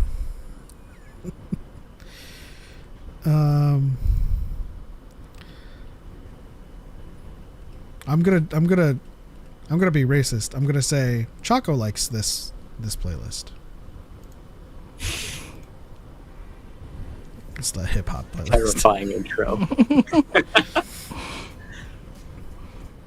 Cupcast, you trying to hide? I'm scoffing down some food. Sorry, I don't like eating on camera. That's all right. You can participate. All right, we're gonna start with Young Jedi Adventures. I have not completed this, but I have enjoyed what I've watched. So where do you guys fall on this? I'm just gonna put this on. I haven't seen any of it. I just know of Nubs, and I literally went to meet Nubs at Star Wars Celebration Japan. They had a big guy in a suit, so I got nothing. But Nubs is cool. Nubs is a gem. The episodes I've seen were cute and charming. I would say B tier. It's nothing exceptional, but it's good. I mean, yeah. So no one here has seen all of it, right? No. I've seen the first 2 seasons of it. Where would you go with this one? That's the thing is I don't know where I would put it, because I think for what it is meant to do, I think it kills it. I think it's S tier at entertaining kids of this age, teaching them about Star Wars, teaching them about friendship, about sharing, about caring, about all of these great lessons. But as a grown-ass man, it's just not going to be my biggest cup of tea, right? So Sure. where do I put it? Is it for how well it executes what it needs to be? Is it for what my level of enjoyment is? Is it? It's where you would put it. It's not for me. What I'll say is, I have, if I can confess my shame, because my fiance was a big fan, I have watched quite a bit of Bluey, despite also not having any kids of my own. That it was just an adult watching a children's show. That show is really gripping anyways on its own, in a way that I don't know that this one was. Gripping is maybe not the right word for a preschool age show. It was charming and entertaining. I think that would be one I would put into A tier, whereas this I feel does belong a little bit below. However, I do have to give props as the only visual media representation of my boy Loading Great Storm. The best. Yes, that's true. Phidias says he has watched all of it and puts it at A. Oh. So we have an argument for S from Choco, argument for A. Oh no. I would actually put it an A myself. Is where I'm landing with it. And then we have a B for Alex. Loden bumps it up. I can accept A. Loden being in any show brings it up a letter grade. Okay, Cupcast, you got any I'm happy with A. Look, Alex just likened it to Bluey. Bluey is Australian, so... Does Bluey have Dollaritos in it? Dollar bucks is what they call $bucks. dollars in Bluey. Nice. Look, there was a period where me and Karen would watch an episode of Bluey every night before bed. We did that for like a month. It was great. It's a great example, target audience doesn't matter. Quality writing is quality writing. It's a genuinely adorable show. and this one is also solid. Young Jedi Okay. Adventures. We'll go with A. I mean, the fact that that Daredevil himself went to New York Comic Con dressed as Bluey does say a lot about that show. It's hilarious. Also, there's too many tiers. Like, who made this? I mean, it is. I suppose we don't really need is to quite a adhere to this. You can tell that Star Wars fans made this, that they made 5 different F tiers. There's literally 3 that are like somewhat positive, and then like the rest of them are negative. Like, Yeah. What is unwatched? How would you rank? I guess how it's would you just a- tier No, something but you that's didn't watch? But that I mean- that means it's just unwatched. It's not part of the tier. So Not I agree with unwatchable. that. Yeah. Like if I was doing this on my own, Young Jedi Adventures would be an unwatched because I haven't seen it. Yeah.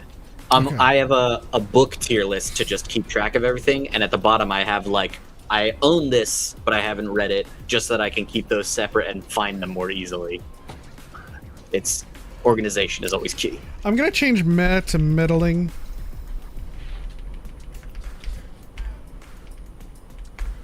Why is it? Why is this so difficult? It doesn't like the idea of middling. Okay. Okay. This should be fine. This should be fine. That's fine. Meme of the dog. This is fine. Okay. Acolyte. S tier. Where are we putting Acolyte? S tier because it's funny. This is for us. We're not doing this for the chuds. Yeah, I know. Legitimately, I would say B tier. Maybe high C, but I think I would also say B tier because for as much as I do enjoy that show, there are things, not so much on the writing side, because I never really got on board with the bad writing arguments for this show, but just in terms of like production, pacing, editing sort of stuff, I think bring it down a little bit. But I think B is pretty good. If you want to talk pure action scenes, though, that is S tier cinema, baby. Yeah, we gotta weigh all of the aspects of the show in our that's the assessment. thing. I think that a lot of moments, like a lot of the slower stuff, would bring it down to like C or maybe even D tier, but the moments where Kamir is on screen are what bring it back up. I was just thinking that same thing. It was like it spikes between from C to S. So what does that mean? It does. How do we average out from S to C? Because I think I would put it in A in its best moments and B at its worst. Because I'm gonna give an average a B. I'm gonna give it a B. I think B is fair. Yeah, my issues with the show are not at all like breaking. At all. It's like they're always like, oh, that could have been better, but like, it's not like, gosh, it's like all of the chuds. Like it no one murdered your grandmother. Like, come on.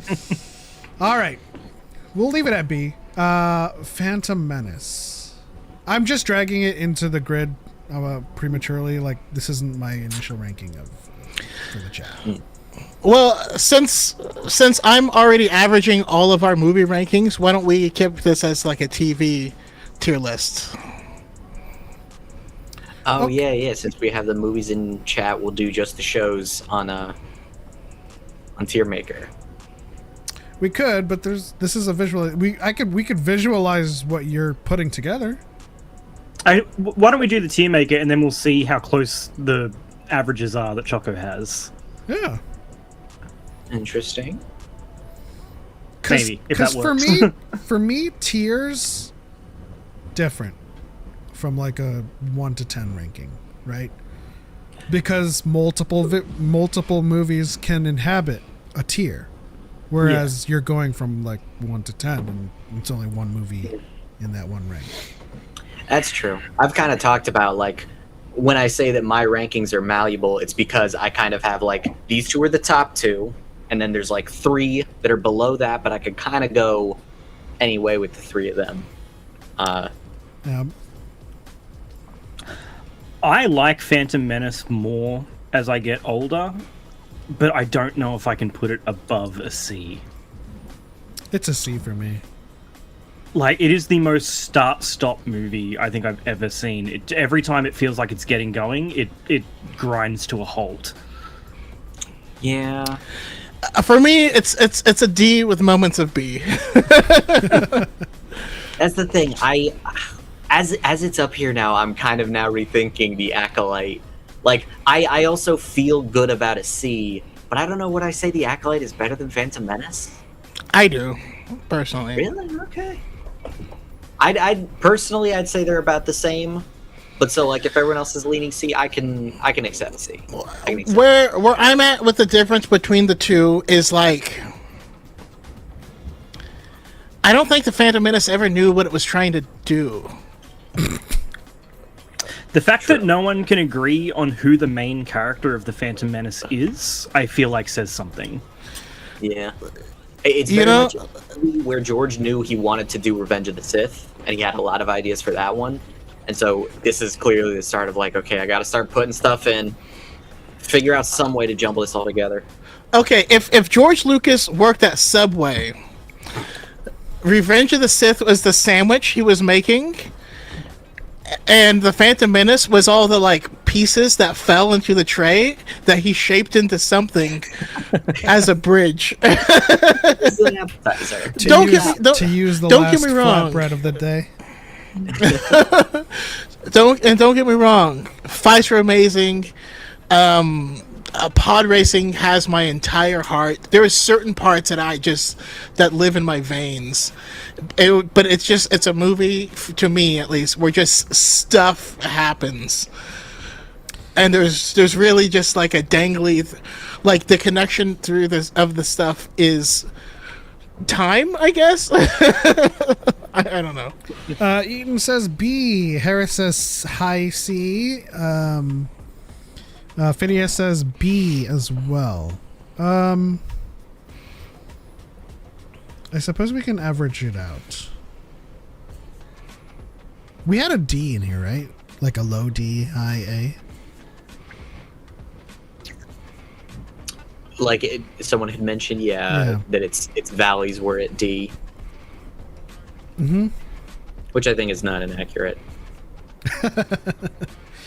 I just re-listened to the Phantom Menace audiobook, and when it's not being played by Ahmed Best, Jar Jar's voice becomes all the more egregious. Like, ooh, should have done something different here. Just some more random voice actor just making Jar Jar Wagwan. I think we can keep it at B. Let's keep it at B. I think there's enough cases for it to be B. Attack of the Clones. This has moved up recently, at least in my ranking. It's still a C for me. I don't think Phantom Menace is better than it, but it is C for me in terms of like overall quality. I will say that I think Phantom Menace is better than it. I think Attack of the Clones, it's pretty handily at the bottom. Like, there's conceptually cool stuff in it, and that's what people think about. They think about, like, the idea of Count Dooku and not the incredibly wooden performance that George manages to choke out of one of the most talented actors of his age. You know, I would like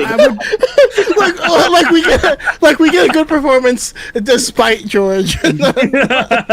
George, I'd like to try some acting if I may. No, you need to be like cardboard, faster and more intense. Faster and more intense. More evil. Count Dooku versus Yoda brings it up to an A for me, but like the reason that this movie has bumped up for me in recent years is because I appreciate politics more. Whereas before I got so like invested in politics, and I had like a kind of a neutral stance on it for most of my life. Attack of the Clones subject matter was not my cup of tea, and that like brought it down. Eaton Black says it's definitely a C or even D. Harith says it's the same tier as The Phantom Menace, but The Phantom Menace is a better movie. I disagree with that. I agree that they could be the same tier, but I don't think Phantom Menace is better. I honestly think it belongs in D. I don't hate this movie. It is at the bottom of my rankings alongside Rise. On paper, if you just read the Wikipedia plot summary for this movie, it sounds alright. When it is put to the screen, though, it is one of the most frustrating watches I think I've ever had to watch. Like it has its moments, but it is just incredibly frustrating to watch. Like, why is the Trade Federation wants to kill Padme, so they outsource to Jango Fett, who also happens to be the template for the clone troopers. So he outsources to Zamwazel. Zamwazel gives it to the droid. The droid takes the centipedes. For some reason, Obi-Wan and not Anakin is the one to jump out the window at the droid, which 5 minutes later, when Anakin jumps out of the speeder, would have made a lot more sense if Anakin had been the one that had previously jumped out of the window 5 minutes ago. Obi-Wan says you're after leaping from a skyscraper. But that's why I love it. I love that Obi-Wan is like has that mindset of like, he is the calm and collected, like, no, this is what we're supposed to do, but he's still got that dog in him, you know what I mean? Like, I think that's a brilliant contradiction, and that's why we call him, you know, what is he? His contradictions, he's hyperbole, and man, I can't remember the expression. Half truths. But yeah, half truths, contradictions, and hyperbole. Yeah, something like that. But it rounds him out as a character, right? Because every person is more than just one thing. I can get on board with that. I don't know. I like it myself. It's okay if you don't, though. I'm not trying to make you like it. There's so many parts of that movie where I'm just like, where things happen but nothing changes. Like we watch Obi-Wan tracking Jango Fett in the Slave One, and they go through the asteroid field, and they have the seismic charges, and everyone loves the seismic charges. At the beginning of that scene, Obi-Wan is tracking Jango Fett without him knowing it. At the end of that scene, Obi-Wan is tracking Jango Fett without him knowing it. Another happy land. Nothing changed. True. And just, I don't know. There's and that just constantly happens throughout this entire movie. You're right. You're just saying it in a way that because I personally like the movie because of how random it is and how Obi-Wan is bumbling his way through a mystery and he has no idea what's happening at any point in the entire movie, and he's meeting with these His people. beard doesn't know what he's doing half the movie. Yeah, they're like, oh, you came finally, and he's like, yes, that's why I'm here. Like, where am I? Oh, I just think it's just so Obi-Wan to me. All right. We're taking forever on Attack of the Clones. C? I think C. I can relent for C. C. All right. Clone Wars C, movie. senor. Or no, the Clone Wars series. That's just show. That's, if not S tier, at least A. I mean, Clone Wars, there are valleys, there are arcs that don't work. Really? Yeah, because season 1 exists. There are valleys, there are rough parts. I think that the good in Clone Wars it's so far above the scale that I think it outweighs the weak stuff. I think that it has the most. Star Wars. I think it has the most deltas, though. Like, its peaks and valleys are trinormous. You know what I mean? I think D Squad is rough. I will 100% get that. But I will sit through a dozen D Squads just to get to one Umbara campaign. I would say A. Umbara has the greatest turnaround of any arc for me personally, but it was always good. It was just that when I was little and saw it like live on TV, I was so disturbed I couldn't watch it. I was uncomfortable as a kid. I'm like, I don't want to watch it. It's making me feel things, and I don't want to feel this. I just want to see lightsabers, and I can appreciate it now. I can put it at A. I think I can A is 100% good, with that. because there are some rough moments in there, but like I can't deny the ending season 7 to that show is one of the most perfect endings to a show I think I've ever seen. I adore it. Like, Well, and here's why it's so tough to rank, is because if you take season 4 and on, you're looking at an S tier show, and if you look at season 1 through 3, you're looking at a C tier show at best. You know what I mean? It's a hot pile of garbage that's been strung together for 20 minutes. And then you have to reconcile that it's the same. It's one show. Fair. So I have our entire rankings all put together though now. But Hell yeah. That, I would be like really like interested to like see if Kumka we get said, them in the right that'll order. be interesting to see and compare our tier list. if we're putting the that show A at A though, I the movie has to go to D, I was also going to say D. because It's a rough one. I was gonna say Season- F, to season be one is honest. rough. I'm sorry. Well, we don't have an F. Not unfair. Okay, We okay. can put it as Then unwatched. D. Then D. I No, wish. no, we'll put it at D. That's fine. D, I think it's good. We've got just like D will be like, it's not very good, you know? yeah. Nothing At else least, is all at least in the bad. movie, we get to see an instance of like Dooku's Sith eyes coming out. That was cool. I think for the most part, though, the movie is just, for me, sits as they made an arc of the Clone Wars series into a movie, and it's But a someone- bad arc. Someone decided this is the flagship. This is what we're gonna launch on. I went to the movie theater. I saw that. Yeah. Yeah, I still feel hurt. Hi guys, had a really wild day. Gonna chill here for a little bit. Oh, okay. Yeah, please do. It's 20-minute parking, but I'm just kidding. All right, Revenge of the Sith. D tier. Garbage. Who likes that? And the novel's even worse. It's a C for me. Really? Yeah. C would be I bold. would be Because it's still consequential to me. There's like, but a lot of it is very, very like janky in the lead up to the third act.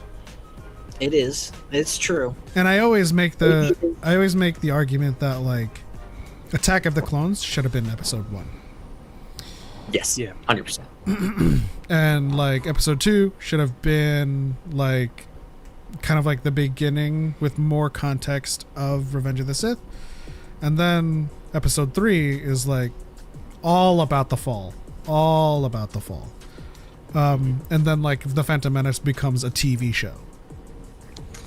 I wrote a script once for a new episode 1, which was essentially turning it into like a 3-hour epic, where the first hour or like the first act was essentially a very condensed version of the Phantom Menace, and then title card, and it time jumps, and then you get a reworked version of Attack of the Clones for the rest of that movie. It's not great. I wrote it when I was like 16 or 17, so it's rough. But yeah, I agree with that. Revenge of the Sith, I would be happy to raise it to B. I think I would put it above Phantom Menace and above Acolyte. All of them have pretty major issues, but I think similar to like Clone Wars, I think Revenge of the Sith's strengths are still pretty strong. Yeah. You know. Shout out That's to the thing. Aaron in the Didn't chat. Cub calls. Aaron's in the chat.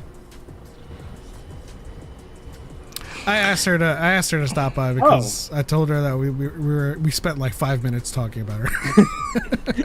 Hello, Aaron. Hello. No, there was supposedly. I feel like no one's. I guess maybe someone has shared it, but Topher Grace like made an edit of the prequels that supposedly fixed them. Ever guys hear about that? I haven't heard about that. Did you say someone shared it? Is that available? I've always heard he didn't let people see that. I heard he didn't let people as well, and then while I was trying to verify, I was like, it was Topher Grace, right? There might no, he didn't share it. Okay. I'm gonna try to find it. It's funny because so many people my age have Revenge of the Sith as their #1 Star Wars movie. And for me, it's in like the middle of the road. I think it's ranked like 6 or 7 for me. But I don't know. It's one of those anomalies of a movie where I like parts of it, I really dislike other parts of it. But also, I do find it hard to separate myself from the noise around that movie, where so many people love it. And I'm just like, am I missing something? Like, I'll go back and rewatch it, and I'm like, no, I still have all those issues. Yeah.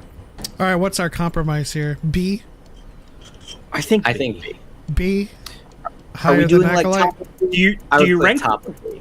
I was going to say, yeah, do you rank within the tier itself, or is it just that's how I'm treating B-tier? it. Okay. I'd say we'll do vague. I would say top of B then. That, but Choco, in agreement? Yeah, that's fine. All right. Hell yeah.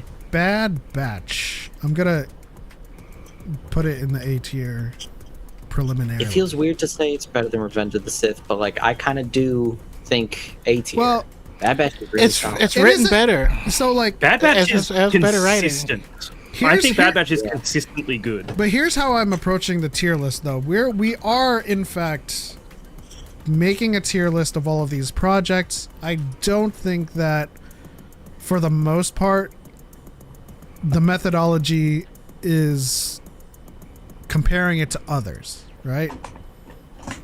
So while we did kind of rank Revenge above Phantom and Acolyte, like I feel like we should be ranking these in a vacuum.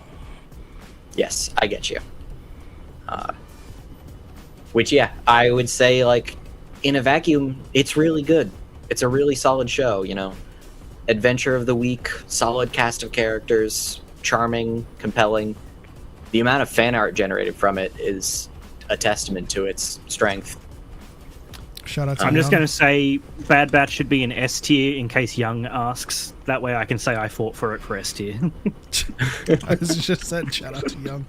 But it also gave us one of one of my favorite characters coming out of it, which is Omega, and kind of speculating where she goes from there, because at the very end, spoiler alert if you haven't seen the Bad Batch, she's a lot older, and there's implications that she goes on to fight for the rebellion.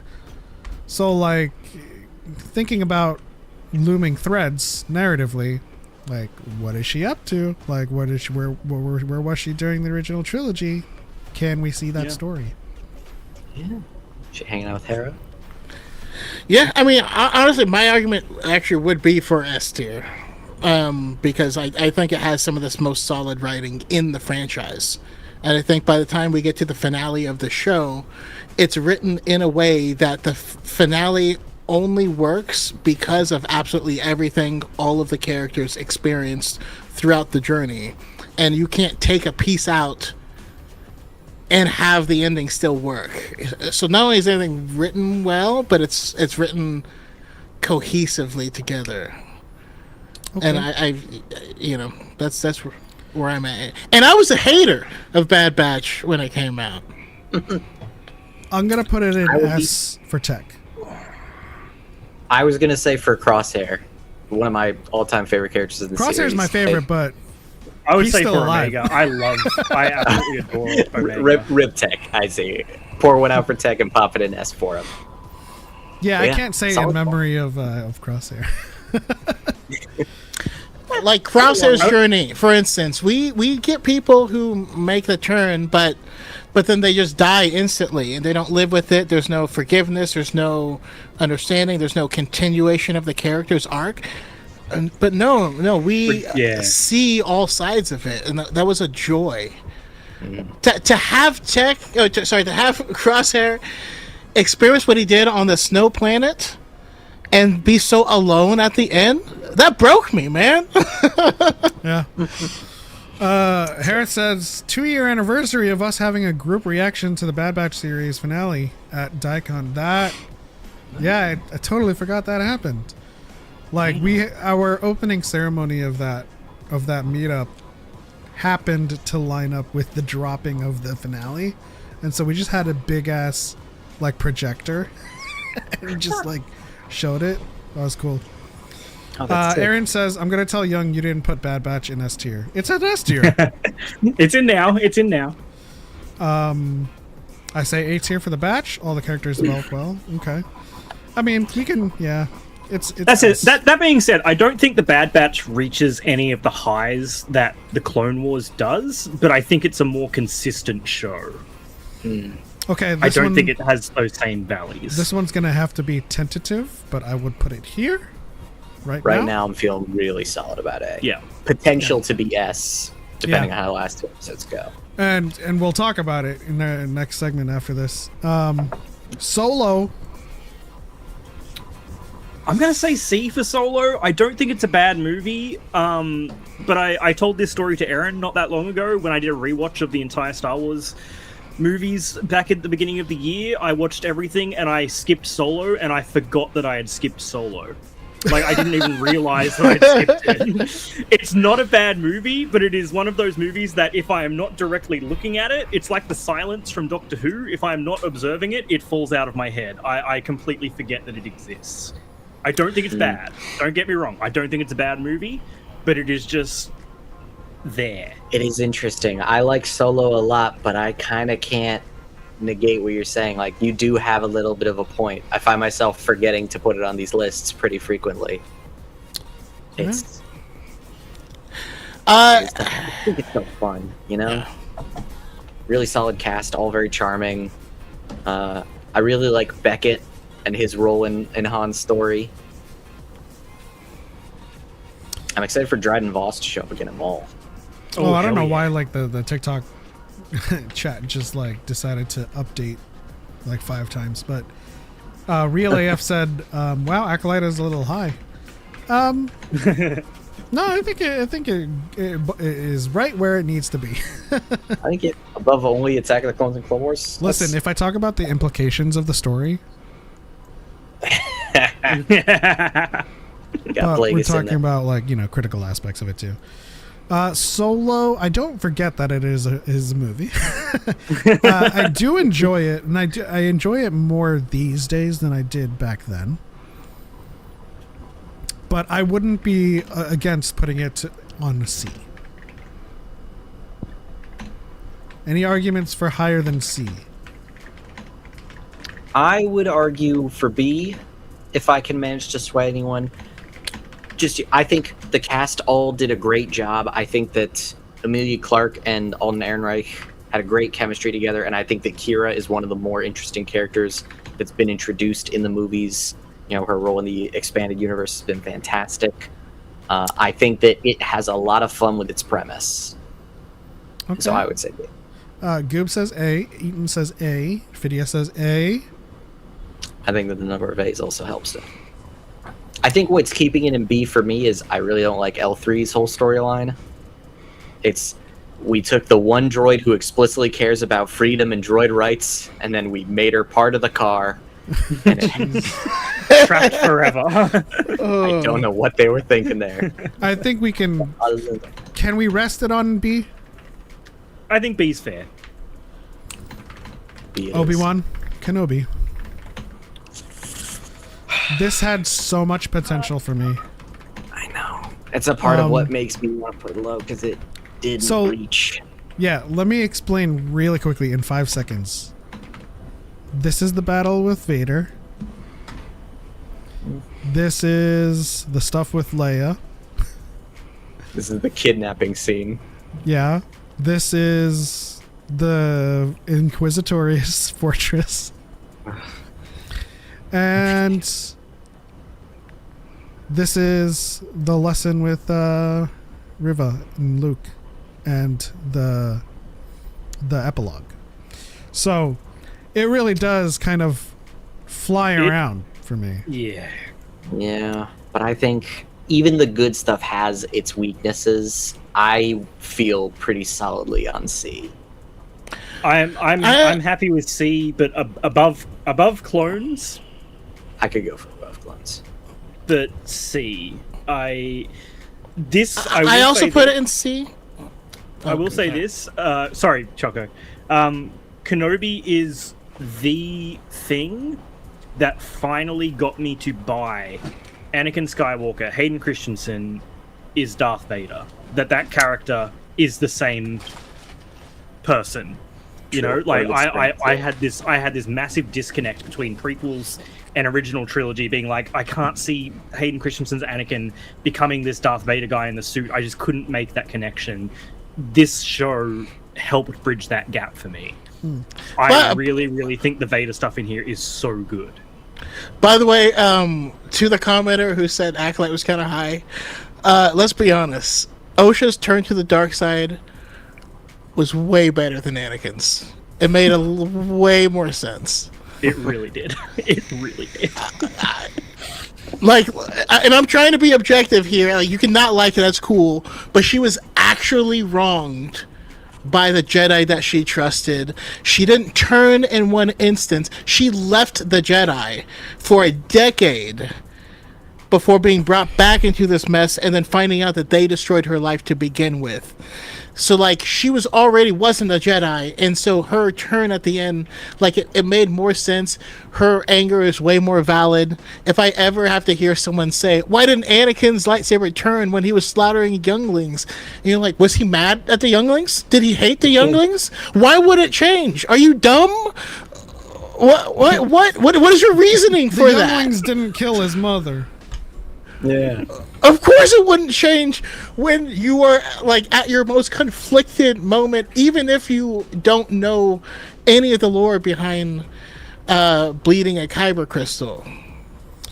So I'm getting a lot of C's in the chat. So I'm on Team C for it. I feel like this really showed. I think this is struggled from being 6 episodes versus 3 long episodes, because we keep getting half of like a 3-part arc, and we get half of the arc.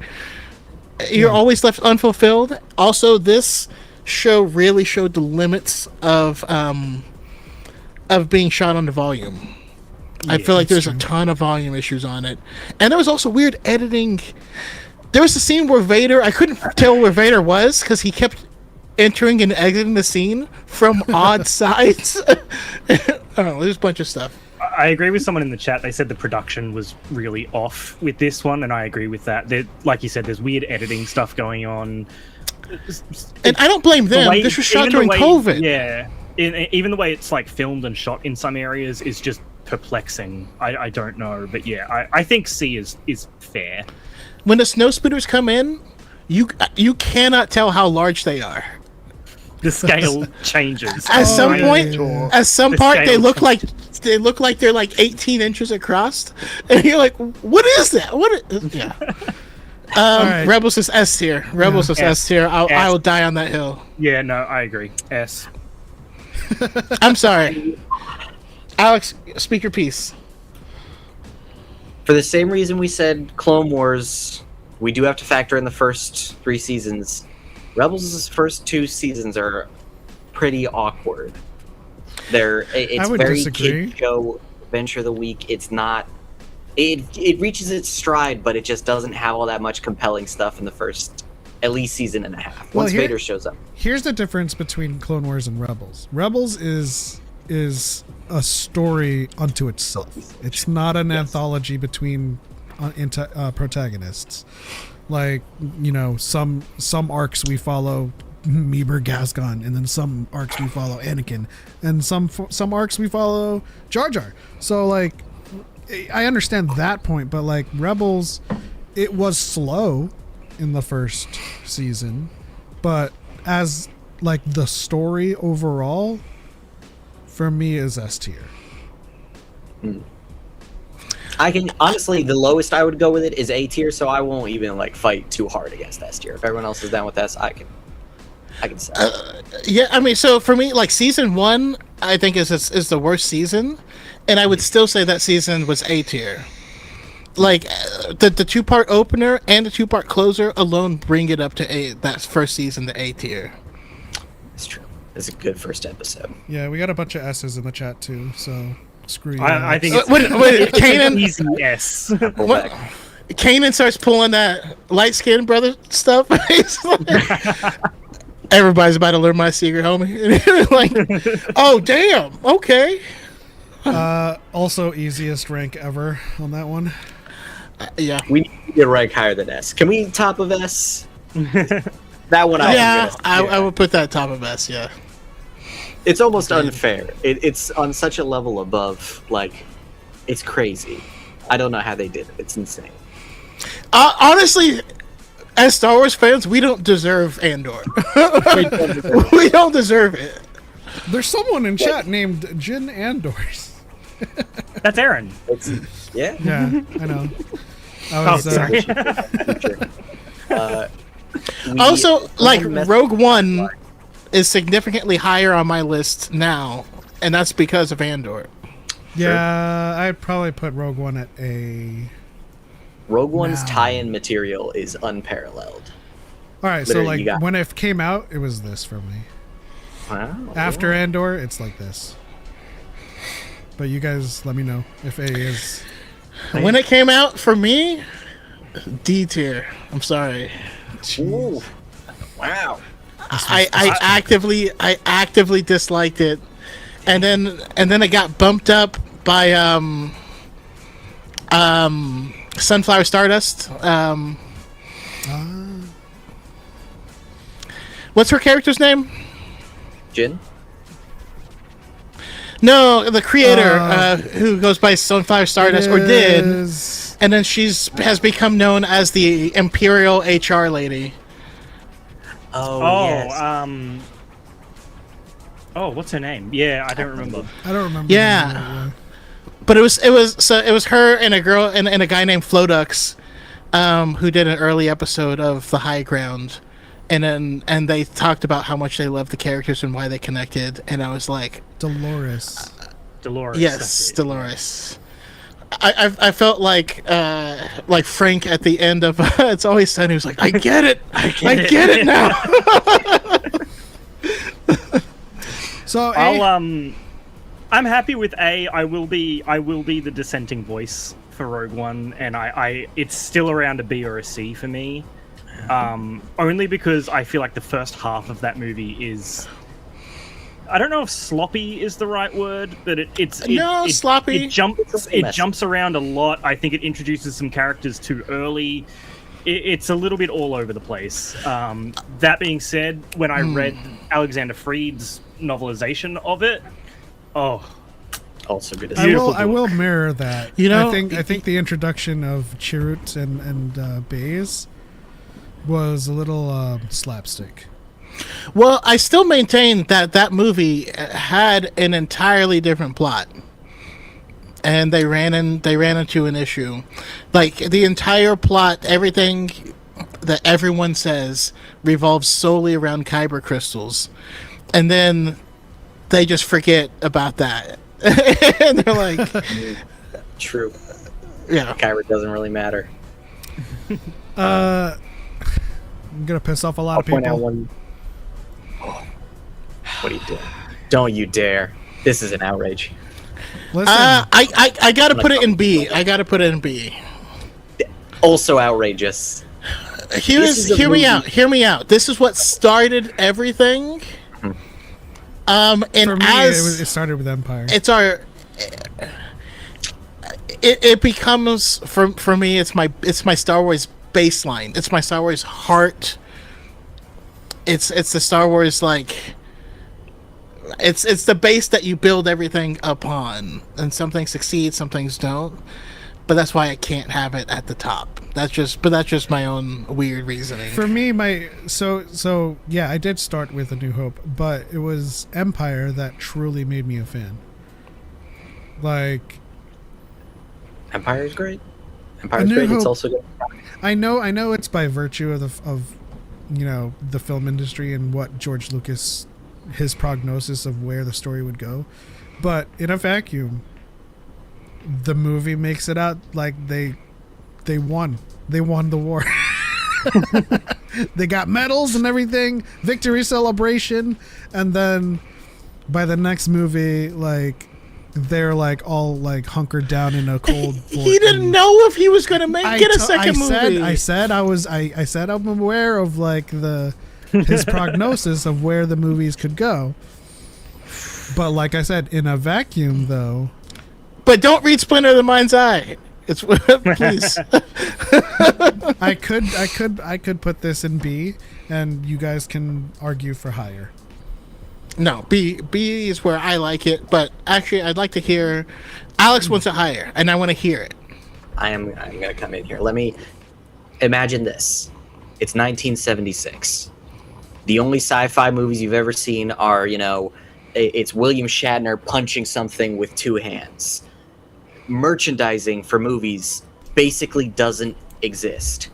And then a movie so good comes out that it literally changes cinema forever. The amount of ripple effects from this movie being so damn good cannot be overstated. Terminator was made because James Cameron was a trucker and he saw Star Wars and went, holy shit, you can do that? And then he decided to start making movies.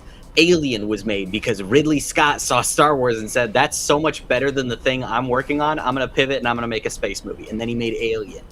This movie ignited passion and minds across the world. Like, God damn, he's making a great argument. We've got some anime stuff in the background. You know how much anime has been influenced by this one specifically?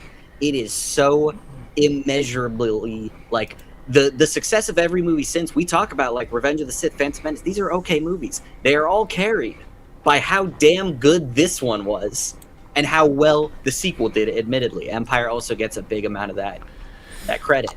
But the way this is shaping interesting. The way that your arguments are shaping up for me is like the GOAT argument between me and Choco when it comes to LeBron versus MJ, and I start listing like the impact that it has, but all of the impact is external from the movie. Because I watched this when I was 6, so I didn't have a catalog of sci-fi movies to compare it to, and when I watch it again today, with all of my mental faculties fully developed, it is a drag. We spent 30 minutes with the droids in the desert. And George wanted it longer. And there's a good point. George is wrong to want it longer. This movie is also a testament to the strength of working with multiple people. Script doctors in the form of Carrie Fisher and Harrison Ford contributing to make some of the most iconic dialogue in the series, exchanges that are still beloved. We're all fine here. We're fine. Everything's great. How are you? Yeah. No, this series is still struggling to reach that high of comedy. It is a testament to the strength of Marcia Lucas as a storyteller, rewriting the ending to achieve, I don't think many moments in the series come close to, like, the droids can be a little bit slow, but the Death Star trench run is still, in my opinion, probably the best climax in the series. Even better than, like, I adore Empire, but the excitement of those final moments, the score building, that bum bum bum bum bum bum bum bum, is he gonna make it? Han's here. Whoa! With all of these arguments, I honestly still put it when here, the Falcon and I'll let when the everybody Falcon else decide. When the Falcon pulls into the Death Star and then the fanfare is like, bah, bah, bah, bah, like, Come on, kid, blow this thing. Let's get out of here. There's a quote that I adore from Marcia Lucas where she goes, is it like, what? She says, this is the moment that the movie hinges on. If the audience doesn't cheer when Han shows up, the movie doesn't work. And guess what? Audience cheer. I think, I could say the idea that, like, we're watching it in the present, this is something I refer to as the Citizen Kane effect, where Citizen Kane changed movies so tremendously that every movie you've ever watched has been built on the back of Citizen Kane. So nowadays, some people watch Citizen Kane and they're like, I don't really get it. What was so special? It has become like, it's like someone writing the alphabet for the first time. Like everything you've ever read has been built on their work. So, it's interesting though, because the argument, it does go both ways of like, you know, the Model T changed car making forever. But today, a Model T would be a shitty car. But you're not wrong in anything you say. I mean, even little stuff like the fact that that Star Wars doesn't name all the actors and do a medley of music before it starts was insane. And he couldn't use the Union because he didn't want to put the actors in front of the film.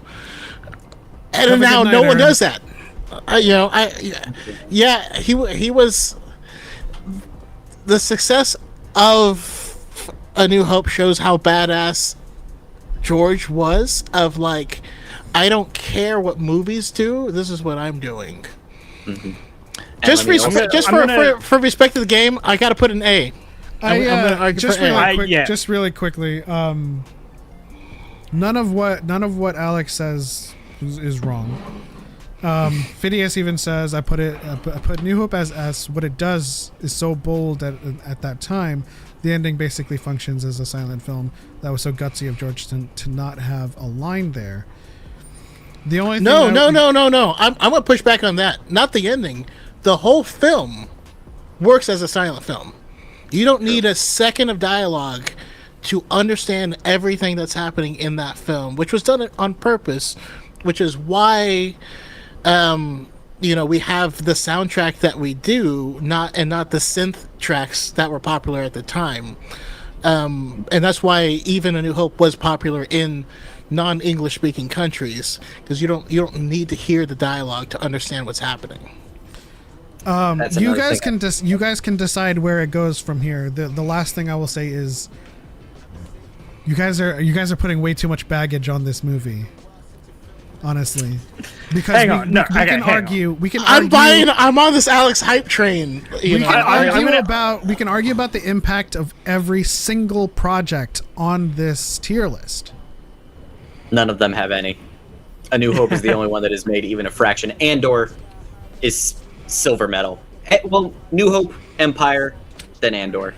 Revenge of the Sith. I'm gonna echo pretty much everything Alex said, because Alex pretty much had every point that I was gonna make down to it. But like he said, I grew up watching sci-fi movies from the 50s, 60s, and 70s. You don't know how boring those movies were. They are boring. That's a dog with a fishbowl on its head. A New Hope is so exciting. Yes, it had to be edited to fuck by 4 or 5 different editors to get to that point. But my god, that is one of the most exciting movies, especially its third act. It is so exciting to That's watch. The thing, when we're talking about, pacing of the other movies, this movie is paced immaculately. It's a masterclass in how to I disagree. Tempo your movie. I disagree. I can't accept anything lower than A. I can't. Okay, we can put it A for you guys. I can barely settle for A. I will live. High A. We can put it on S if you guys want to. It's got to be no. It's got to be top of A. I'll argue for top of A. It does need to go up in front of Young Jedi Adventures. We can't. Can we move that down to the bottom? Yeah. There we go. One last thing for the road that I want to mention. We take for granted about the first movie creating most of the Star Wars audio landscape. John Williams has never missed. Every one of these scores is a hit from the man. A New Hope is still like the most iconic songs in the series. The Star Wars theme as a whole is just from that one. Only thing that comes close to it is the peak here. Imperial March comes from Empire, and so it's at least as high, if not higher. You guys can argue against my tier. Empire for me goes to S. S. Yeah, easy S. I would also say S. Not all sequels beat the original. This does Terminator does. That like a handful do. Shrek 2 was gas. I'm curious. When I talk about Empire, like it's genuinely tough to come up with any major issues. What would keep it from S? The only legitimate issue I This have is with where that movie this is where I say Empire for me has more impact It's a great than movie. A New Hope. It's phenomenal. it's a visual thing. There is one visual in Empire that I don't like. And the only reason is because just in terms of like theming and character, it doesn't quite work. And it is when Vader appears in a hologram talking to Veers in the AT-AT. He's this tiny little thing on the dashboard. And it just looks a little bit silly. Because it looks like you could put a cup over him. I don't know why. That's what I feel like you could do. You're just And like, it's shut up. Yeah, it's the only part of that movie where I'm just like, I don't like that. But that's legitimately it. It's the only part. So my only complaint, and I don't really consider it a valid complaint. I mean, Empire's my number 2, but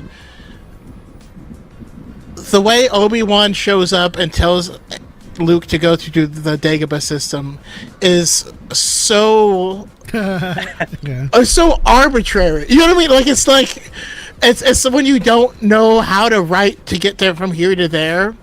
A ghost shows up and tells you where to go and who to find. Completely like, removed from the context too. Like, oh, that's weird. Luke is dying. Luke is dying out in the cold. And then the ghost comes out, doesn't offer any help. Oh, there's a cave over there. And I was like, Luke. And then he's like, I'm dying. Obi-Wan, go to the Dagobah system. Okay, but let me get out of this first. Also, waits until he's nearly dead and being like, oh, by the way, Dagobah, Yoda, look him up. You'll be good. Yeah. Also, it's just very Deus Exy, you know. In terms of arguing that like it had more impact for me than A New Hope is like this is one of the first movies that had the bad guys win, and it also had the single biggest twist in movie history.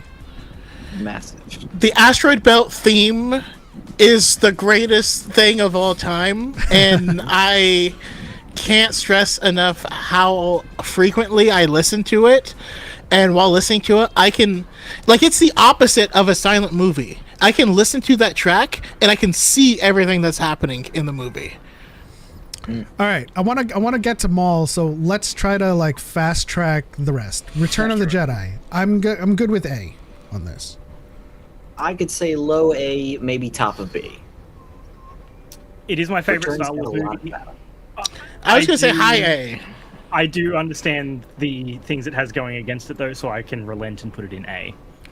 It's one of those movies that I think that as a film, A New Hope is better than, but I like Return of the Jedi more. And that's the argument of like, is it which one is better or is which one you like more? If I'm talking favorite, Return of the Jedi. If I'm talking best, Empire. It's also the first one that has the Star Wars-ness of having 3 different storylines happening simultaneously, and then they all get stalled, and then one breaks through, and that helps the other break through, and then the final. I love that so much, and that permeates in all the books and stuff, and it's amazing. Naza says, I wish I could stay, but I have a hospital appointment tomorrow. Just wanted to say welcome back, Choco. Hey, I hope you're doing okay. We don't need to know what's going on, but I hope everything goes well at the hospital. May the Force be with you. May you have the strength of Force Ghost Anakin. Okay, do we rank Mandalorian based on its first season or overall? Where do we go? If we go overall, I honestly think it's got to be an A. I think the first 2 seasons are really good. Third season I enjoyed. I understand a lot of the criticisms over it, but I still think that those first 2 seasons are incredibly solid. I think that similar to the Clone Wars, yeah, the good still outweighs the bad. Choco?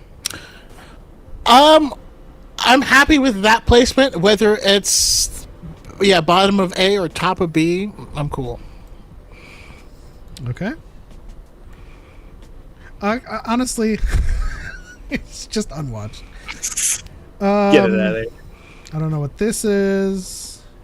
Yeah, we're gonna skip a lot of these Lego ones. Boba Fett is for sure here.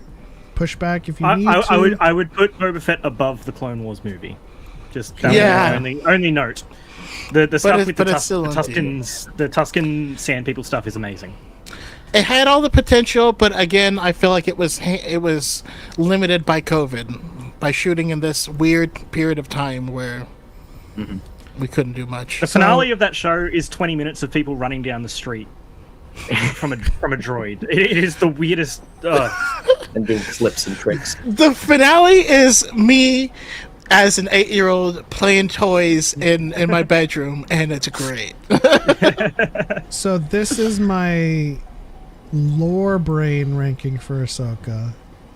This is my critical brain ranking for Ahsoka. Yeah, that's about right.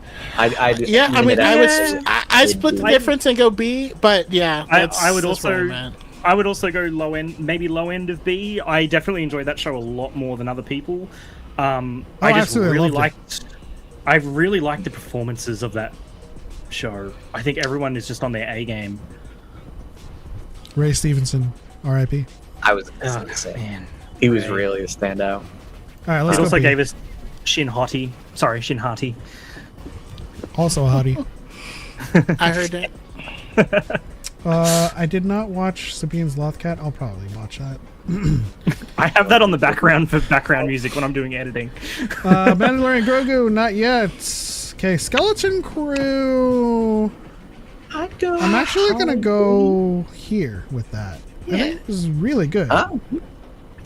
It's as the name it's so disconnected. It's kind of tough. Like it feels so removed from everything, but like it's a solid show. It's fun, good performances. The kids were great. It's whimsical. It does everything. It succeeds at everything it strives to be. I think it does everything well. Yeah, it's just incredibly charming as well. Resistance. Listen, I like Resistance a lot more than most. For me, Resistance is A. Like season 2 of Resistance is like top tier stuff. Right here. Yeah. So I'll accept. I would rather watch Resistance than Revenge of the Sith. I would put Resistance maybe bottom of B. We could put it. I feel like it would hurt my soul to put it above Revenge of the Sith. Like, can't. All right, let's go B. Force Awakens. It's middling for me. Middling for me. I'm shocked to be in such company. Yeah, absolutely. 100%. It does. It's very clinical. Yeah. It's solid watch. A whimsical joyride, fun to watch. Parts. It's a solid watch, but at the same time, I feel like AI could have written it. Yeah, I've said before, it's a movie that was 100% written for trailers. He wrote every line in that thinking this will be so good in a trailer. When Han shows up, Chewie, we're home. Like, yeah, okay, you're gonna put that in the trailer. When Choco saw it at Celebration, he said, "This is gonna be awesome." It was a great trailer. It looks good in there, and then you watch the movie, and I was like, My funniest one of those though was watching The Last Jedi in theaters, turning to my buddy. I'm like, man, people are really gonna love this. Can we at least put Force Awakens above Attack of the Clones, please? I don't know if I can. I can live with that. Well, what I'll say. Give me some. I know I'm outvoted. I love Force Awakens. I really, really do. But just give me that one small mercy in this. No, yeah, I would 100%. I don't like it on a metaphysical level. I would sit through the Force Awakens a dozen times before enduring Attack of the Clones. Real AF on TikTok says B+. Clinical is insane. It's so fun. The first Falcon fight. It's fun. It's very fun. Wonderful. It just. Tremendously damaging to the overall series, and just a weird direction to take for a sequel. I don't know why.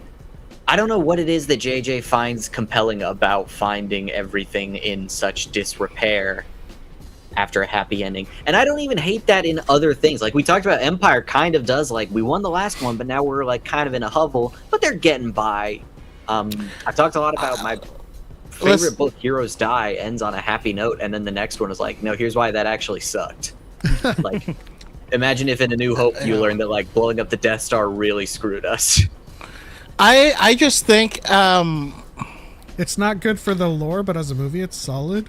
There's nothing wrong with The Force Awakens. I think it's good for the. I actually think it's really good for the lore. I think if I go on lore, it's right here for me. The concept of the same fascism but stupider, is so real. Can we not? Like, as far as like according to prescience, it would be up here. Yeah. It's ahead of its time for sure. When we talk about for the lore, does like everything going to ruin factor into that? I feel like it's a depressing direction to take. You know what? Okay, so I another thing is like Han and Leia. Mm-hmm. I don't give them a happy ending. Personally, they're so different, and I understand wanting them. To me, that it felt real, of like the real issues that you would go through if this person is a career politician and this one is a career criminal, and you're making this outdoor cat an inside cat and expecting him to be just as happy. I don't see it. I'm sorry. What did you say? You said that for the lore, it's a depressing direction to take? It's depressing, but I think it's accurate. I would have done the First Order very differently. If you have the but world they of needed a possibility stand-in. after Return of the Jedi. Return of the Jedi ends with, we've beaten the Empire, the Jedi are back. It's called Return of the Jedi, and then in the next movie you learn the Jedi are gone. Like minute one, Jedi are gone. So that's a different issue. The issue. That's what I'm saying. Yeah, but I get what you're saying. He says Luke has vanished. He calls him the last Jedi in the crawl. Yeah. No. 100%. The rest of his students are gone. The big issue, and they actually talk about this when they were making it, is Luke is so fascinating a character. It's hard to have him anywhere near the movie and not make it his movie. And I'll be like, well, what's this guy doing? What's he up to? So then they had to find a reason that he's not in it. And then by doing that led to where we are, which I don't disagree with. But the larger aspects of the lore, in terms of direction, is amazing. Because, it harkens back to Knights of the Old Republic. So, in what way? In what way? The connection between two people that's unexplored and it's mysterious. The Ben and Ray stuff is very good. I guess that's what I'm saying. Like, I feel like when you say lore, you guys say like the First Order, like absolutely. Concept-wise, execution is flawed. Ben and Ray, their connection is really cool. I would say I would attribute that more to Last Jedi, which bridged them. Force Awakens, like, they have something, but it's kind of just I think nebulous. Ben just kind of got the hots for her. I mean, JJ doesn't know. Exactly. But all right, where are we going then? C? I think C. Let's go high C. Let's go above Kenobi. I could live with that. All right. I'll allow it. Last Jedi. S tier. I'm done. I'm okay with the Empire Last Jedi fluctuation because that's what happens with me. Like when I'm watching Last Jedi, it's like this is the best. When I watch Empire, this is the best. So it's like it flips. I put it similar to Return of the Jedi, where like I talk about Return of the Jedi is riddled with problems, but the throne room sequence is the peak of everything Star Wars should be. The Last Jedi has like some real legitimate issues, but the stuff that works in it works so incredibly well. It to me is, right on that same tier. So yeah. I can absolutely put it up near the top. And if you like the people stuff of Star Wars, that's where Rian Johnson shines with his writing. The people's journeys every character gets some, and that's kind of unheard of in a movie that's that much of an ensemble. I love Eating Black. As it relates to our discussion on The Force Awakens, a lot of us thought we were entering a new age of enlightenment. Look where we are now. So it's kind of like, yeah, I mean, 30 years from victory. Yeah, it makes sense. Rise of Skywalker. I would say low C if I'm being 100% honest, because that movie is entertaining as hell. It's not a good script, baffling decisions all around, but when I stick it on to watch it, like, it's actually entertaining. Still can't get over TFASC. I'm like, listen, this is a conglomerate tier list, right? I mean, this would look totally different if I was completely alone in making this. That's the thing. Everything's getting averaged. Yeah. I would have had this is where I'm putting it. B-ish, but yeah. Rise being anywhere in there, I can settle. As long as it's below B, I'm good with Rise. So listen. I mean, I'm gonna save our collective rankings for a different thing. As soon as we launched this, I was like, "That's gonna shit on us talking about these movies." We'll do that at a later date. But I will say that this is the collective bottom of all of our lists. Yeah. I would have it. So I would put it. I would put it at the. I like Book of Boba Fett more than I like Rise of Skywalker. Personally, I could also kind of say the same. I think between Boba and Clone Wars. So there are more of us. Movie. There are more of us. Movie. I would put it below Book of Boba Fett, above the Clone Wars movie, but that's just me. Argue with your mama. That's why I was like, the final battle of Exegol with There Are More of Us. Boom.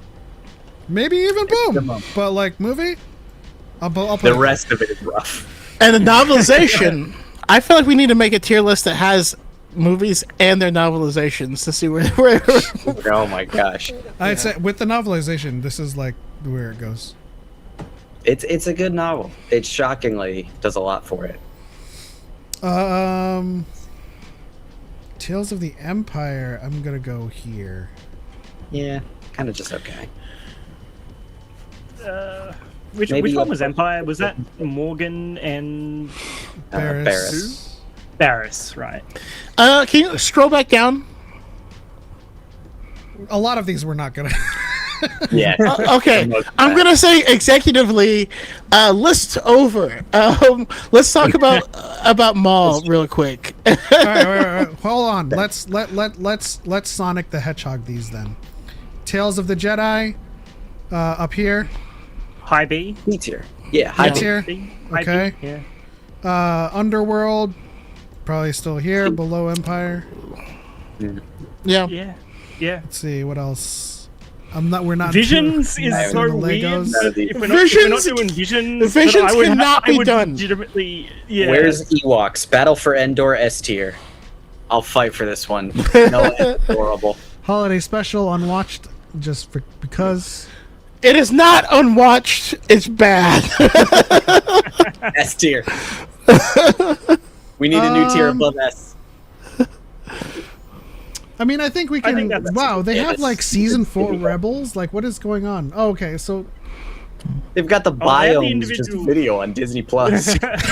Vehicle fly through. All right, this is it. This is it then. There we go. List done. Take It's your been screenshots. decided. Everyone can stop making these now. We've figured it out. This is the end. This is the definitive tier list. Okay. Choco, what were you saying? Last thing I said was list over. Let's talk about Maul really quick. Yeah, we can do that. It was good. It was a great episode. That last episode. It was the best episode. That last episode. What do you guys think? This was Maul, delivering on exactly what I was afraid it wouldn't be. Like, I very much expected this just to be, 10 episodes of cool Maul shenanigans. He's gonna fight some guy. Chudbait. Yeah. Yeah, exactly. And, like, I would have been content with that, If he's cool, I can live with it. But this was them saying, no, we're trying to do something really interesting. Having Maul shed a tear is not something I would have ever expected from it. But, like, I am glad that they did. I said this in our reaction. Maul's backstory is more tragic than Anakin's. Oh yeah, Maul is a really rough 100%. Life.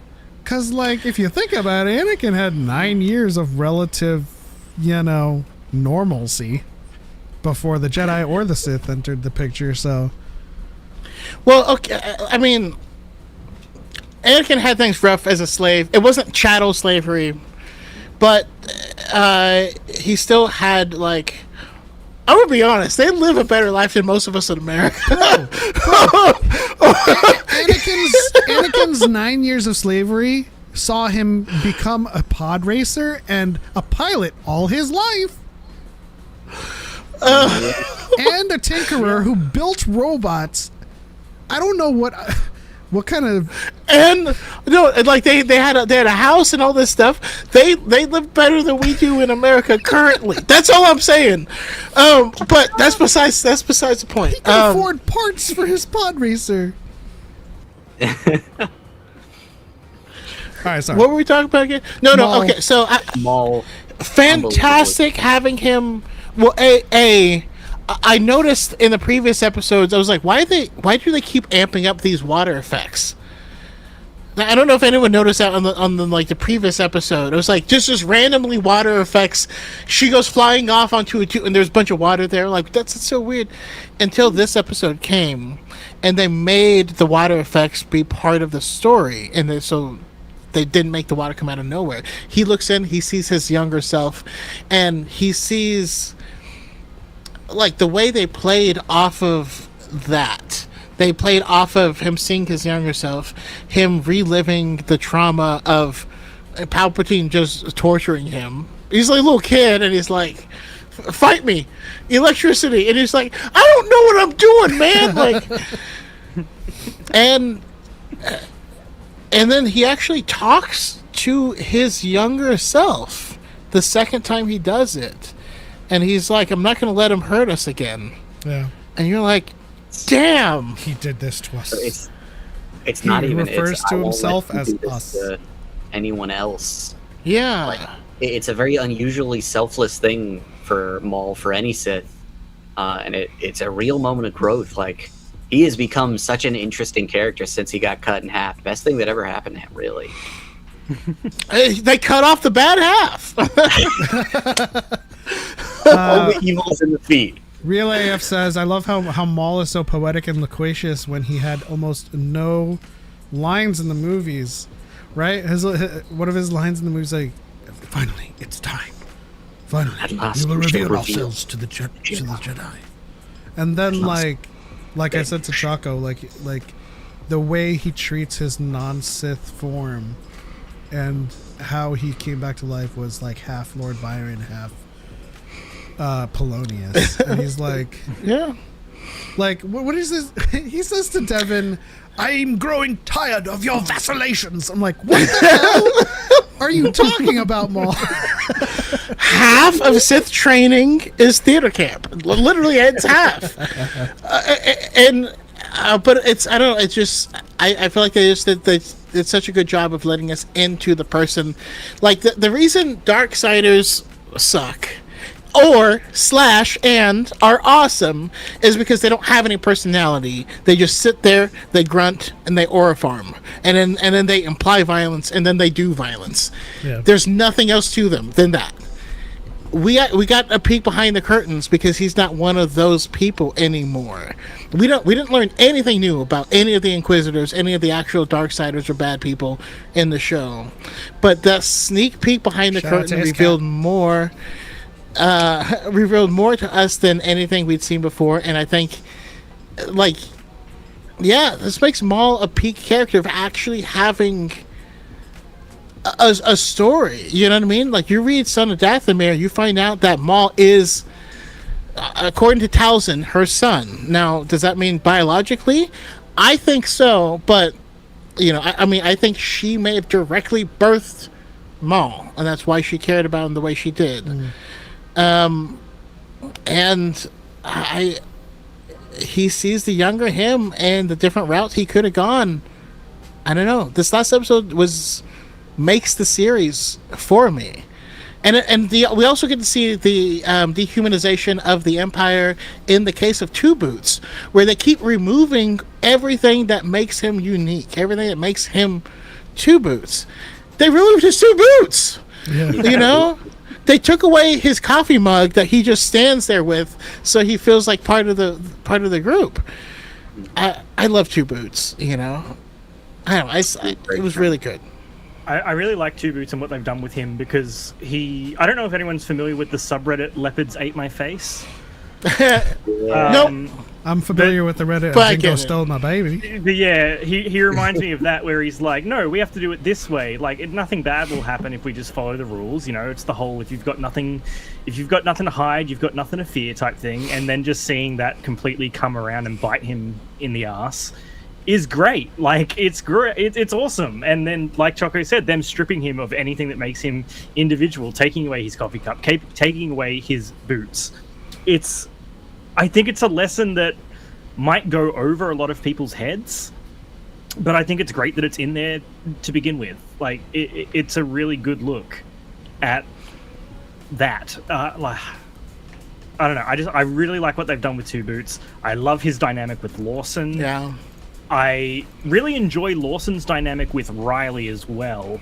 I was talking about this the other day. It's nice to see a strained father-son relationship where the father and son are actually still present, but there's distance between them. Because father and son relationships are no different. It's not a stranger thing to Star Wars. But, like, Luke and Vader, always apart, Yeah. We have these, like, father and sons that are always separate. They're there, but there's distance between them. And I just love the little details that they put throughout this show. Like when Lawson comes home and there's the equivalent of pizza boxes and takeout food just lying around the apartment. It's just a nice little visual thing to be like, Lawson's not there to cook for him. He has to get takeout food because his dad's never there. And I just love little touches like that, just to show that there is this distance. I really like what they're doing, and just honestly, shout out to Spybot. No. There's this brief moment with Devin, where she's fighting with Maul. They're on the bridge. The Empire is coming. Riley is off hiding, and then the Empire comes, and Maul's like, "I don't care, whatever. I eat Empire for breakfast. Let's keep fighting. Pick up your sticks, girl." And then they keep fighting, and then at one point the Empire becomes too much, and Maul's like, "All right, I guess I have to turn around and address this Empire." And in that moment, Riley's like, "Let's go." And she turns and she looks at him. And at this moment, she knows, yeah, we can go.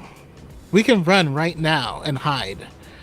And she instead turns and she goes ham and starts cutting stormtroopers in half and stuff. And you're like, and that took me back because I feel like a lot of people aren't aware, but Jedi don't kill stormtroopers in Star Wars. Like, you watch the movies, you do not see lightsabers ripping through stormtroopers. That's only a thing that happens in video games. She chose violence over escape. And that is part of her turn.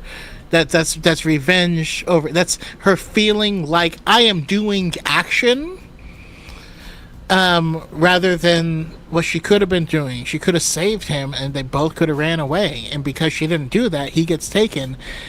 She doesn't address it. I don't know if she even noticed it, and I think that's the point. Yeah. She is becoming more and more Maul-like. I love her master commenting in the one episode, it's your voice I hear, but it's Maul's words that are coming out. Yeah. And I put up a poll just now. What should Devin do? Stay on the light, fall to the dark. It was 50-50 for a small bit, but now it's 80-20.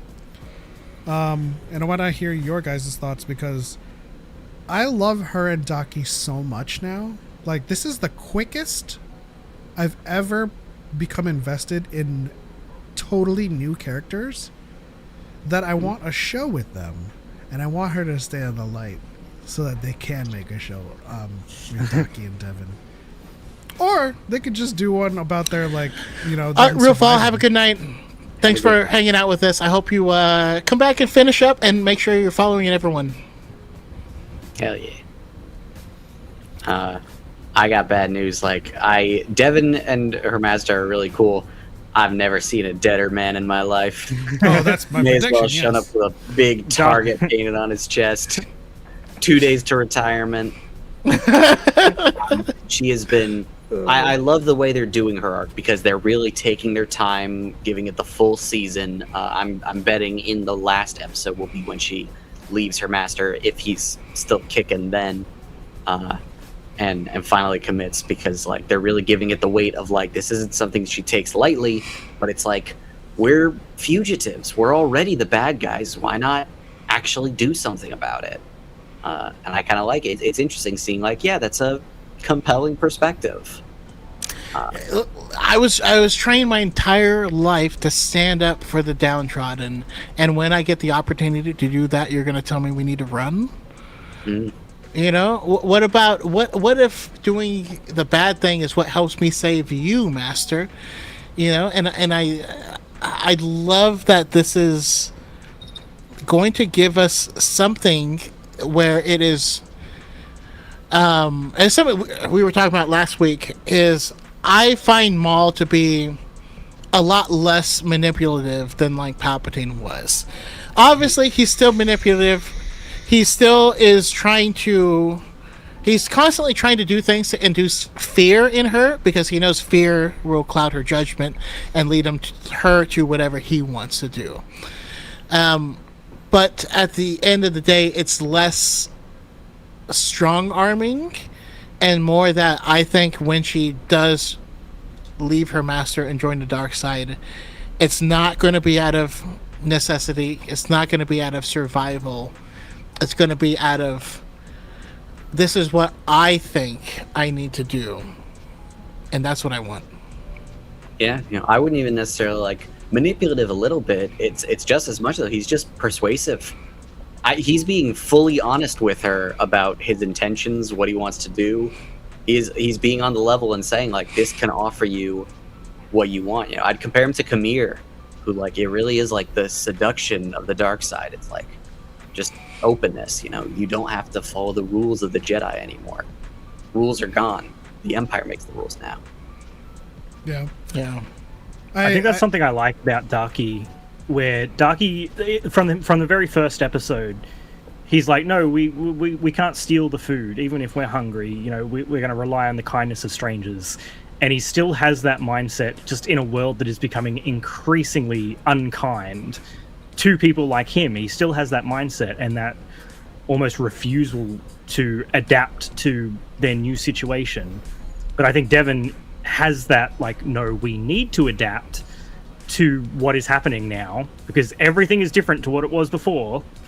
And I think Maul is just sort of showing her that path, being like, it's adapt or die. And I think that's where Devin's going to go. I don't think when I say she's going to, I think she will join Maul. I do not think she will be joining the dark side, quote unquote, but I do think she will be joining Maul. Maybe not yet, but not fully. I'm similar to you. Okay, I think she will be joining Maul. She will be joining the dark side. She's not joining the Sith. And I feel like people forget Maul is not a Sith. He's not a Sith. He has been abandoned, outcast, and they want to kill him. They want him dead. And Maul is the closest thing in canon we will ever get to a gray Jedi. They are not real. God damn it. I don't know why you put that thought into the ether. It's a good example. This is the gray Jedi, and he is the evil tattooed horn man who keeps murdering people. It's the evil person who's saying that my way, where we murder just the people I want, is the way to salvation. And you're like, that's the same. It's the same as the bad guy. That's why I don't like that thought, because like we argue all the time that the light is all shades of gray, including the tints of white. Because a normal person that just gets angry, gets frustrated, has a bad day, that's still someone on the light side. And most people who argue for this middle part often be like, oh, so in order to serve the light, you have to be like monastic, like the Jedi, and just like be perfect beings. Like, no, like the light is the spectrum of all things that does not include murder and and all kinds of things that result from having your emotions drive you. It's that's why I hope, I don't know if it would come up naturally that they create like a new philosophy around it, but I kind of hope that like Maul's way of teaching, like I want Devin to fall to the dark side. I want Devin to stay on the dark side and train like her own apprentice in kind of Maul's footsteps, this new way of doing things that is distinctly not very Sith. Compare Maul's training to Devin's, like him welcoming her as an apprentice as opposed to, all right, you're mine now, I own you, time to get zapping. It's a very different way of going about things, both on the dark side, but like I like that it's something new. It's different. Random question. Hopefully you guys can consider this. Can I guarantee you guys, both of you, to be on next week for the finale, to talk Maul finale? Can we make that happen? I would need to check my schedule. If I'm available, I would absolutely love to. Check your schedule now, bitch. I think so. I even have. Okay, please do. Also, the reason why I want Devin to stay in the light is because her spunk and like tenacity. I've become a huge fan of her characterization. She's got great personality, and I feel like her characterization in this particular time in her life mirrors Jaina. And like I feel like if she falls, she's gonna lose all of that and just become Empress Byron or whatever. Yeah. I would love if like they managed, because that's something that like, the Sith always kind of end up as just evil guy. I would love it if this is like you they can stand keep in that doorways, spunk, and just be a bit meaner, Yeah. Hey, no, I'll push back because evil women are just sexy evil. But they're still gonna stand in doorways and oriflamme. Yeah, but she'll also like lick lightsabers and shit. And it's weird. And you're like, why? Your new apprentice. I will take you to the secret lair of the Sith. Hot topic. She'll leather bikini shall be your dressing. She'll start refusing people's vacillations. I get full robes. You get this piece of string, and you can kind of tie it around yourself until you feel you're covered enough. But I do love Devin though. Devin like stealing that speeder, the craft, and just taking everyone. Also, shout out to the Kiners for the music in this show. Yeah, really, it was like she beat up a bunch of like Persian nightclub like promoters and then like just kept the soundtrack playing while running from the cops. It was great. She would be not only does it like mirror Jaina almost, but like she would be like what Ahsoka would be if she stayed in the Jedi Order and stopped pushing back against Anakin. Like the amount of spunk and attitude that she has in this time, and I don't want to see that go.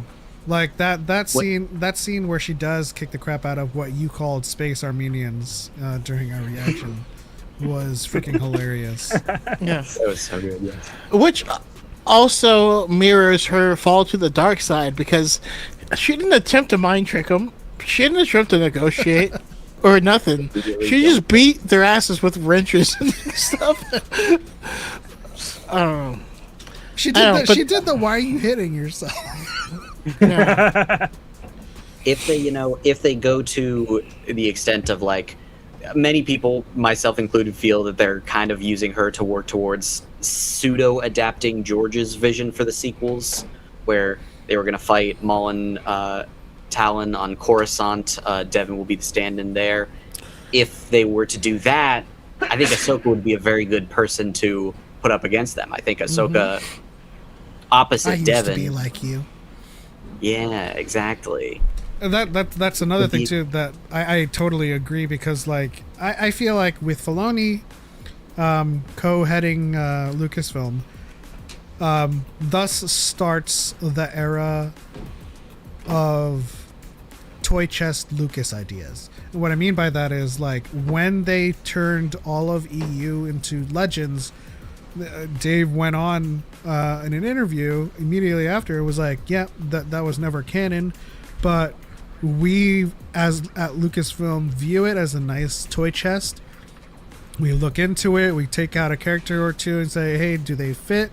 Can we make use of this? And then they do it. And so like the last couple of years have been just them kind of writing their own canon and kind of pulling bits and pieces out of EU. Now that Filoni's at the head, he's going to be pulling bits and pieces out of George. Not George. George's treatments, you know, and kind of adapting them to fit into this new era.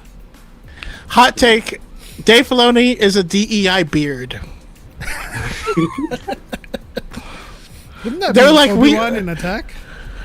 No, they're like, who has the experience to run all the paper and like the business side of this? Lin Brennan. Okay, well, Dave Filoni's the co, and then the Chuds will like that, and he's like the beard. For the ones complaining about DEI. And then they did the same thing with Maul, with Athena, and they're like, no, it's Sam Witwer's show. And they're like, is it? Yeah.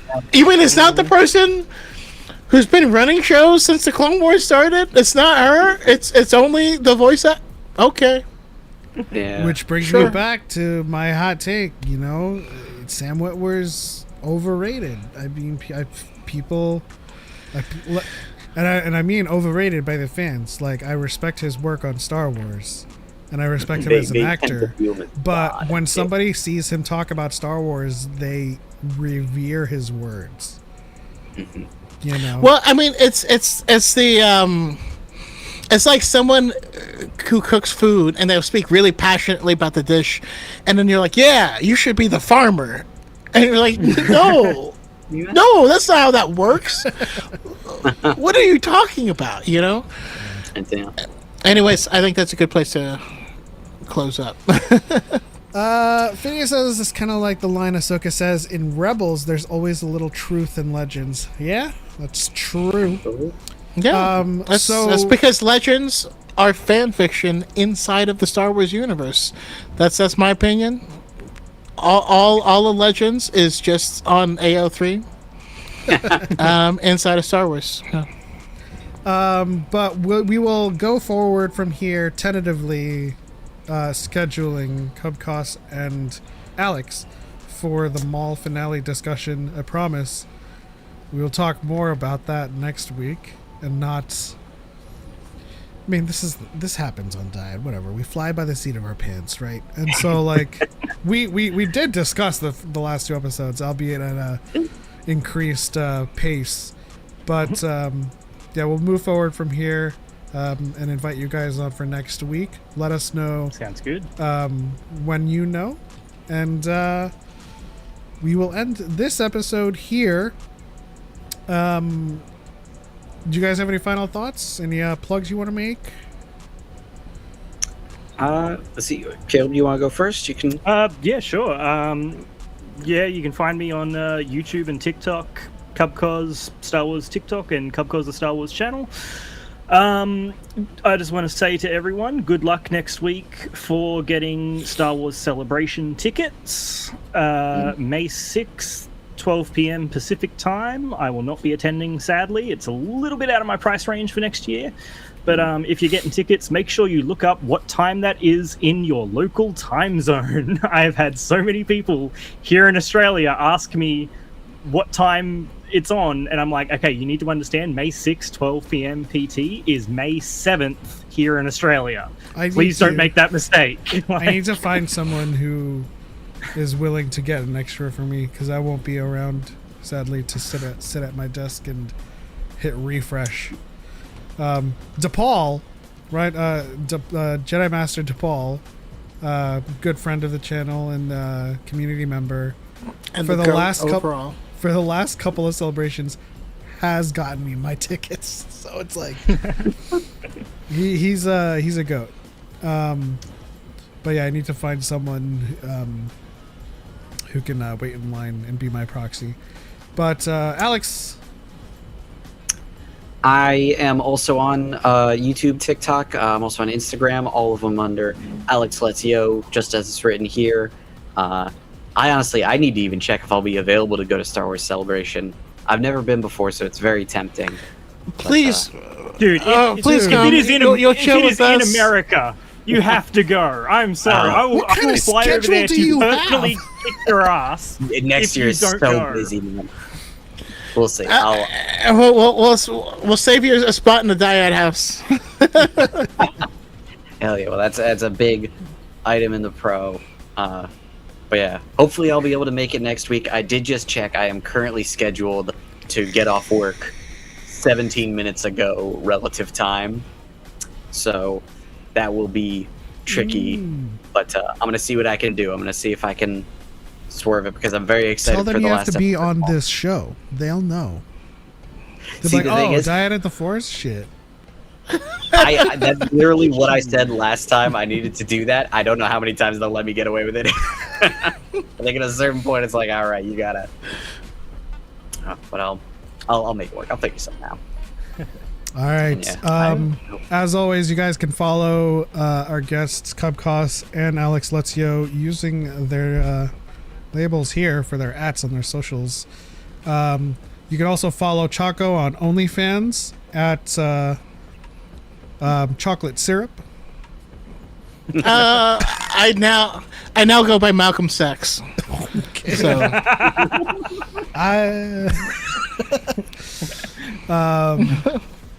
but yeah, that's it, guys. Thank you guys so much for tuning in and rocking with us this long. You know, tier list was inaudible, and it took a bit longer, but I'm glad we did it, because now it's out of the way. Thank you to TikTok. it took less time than I thought it would. Thank you to YouTube. We'll see you guys on Tuesday for Choco's continued Resident Evil gameplay. And barring that, I might start streaming my Final Fantasy XIV gameplay, because I'm back to that after. Also, the Fortnite Star Wars crossover started yesterday or today. It actually looks kind of fun. So okay, yeah. I might be doing that on Tuesday. We'll see. There's like an Escape Vader horror game or something. Like you're on like a abandoned Star Destroyer and Vader's hunting you on it or something. That's the story I wanted. It's just Alien, but with Vader. Y'all need to start paying royalties to Choco, man.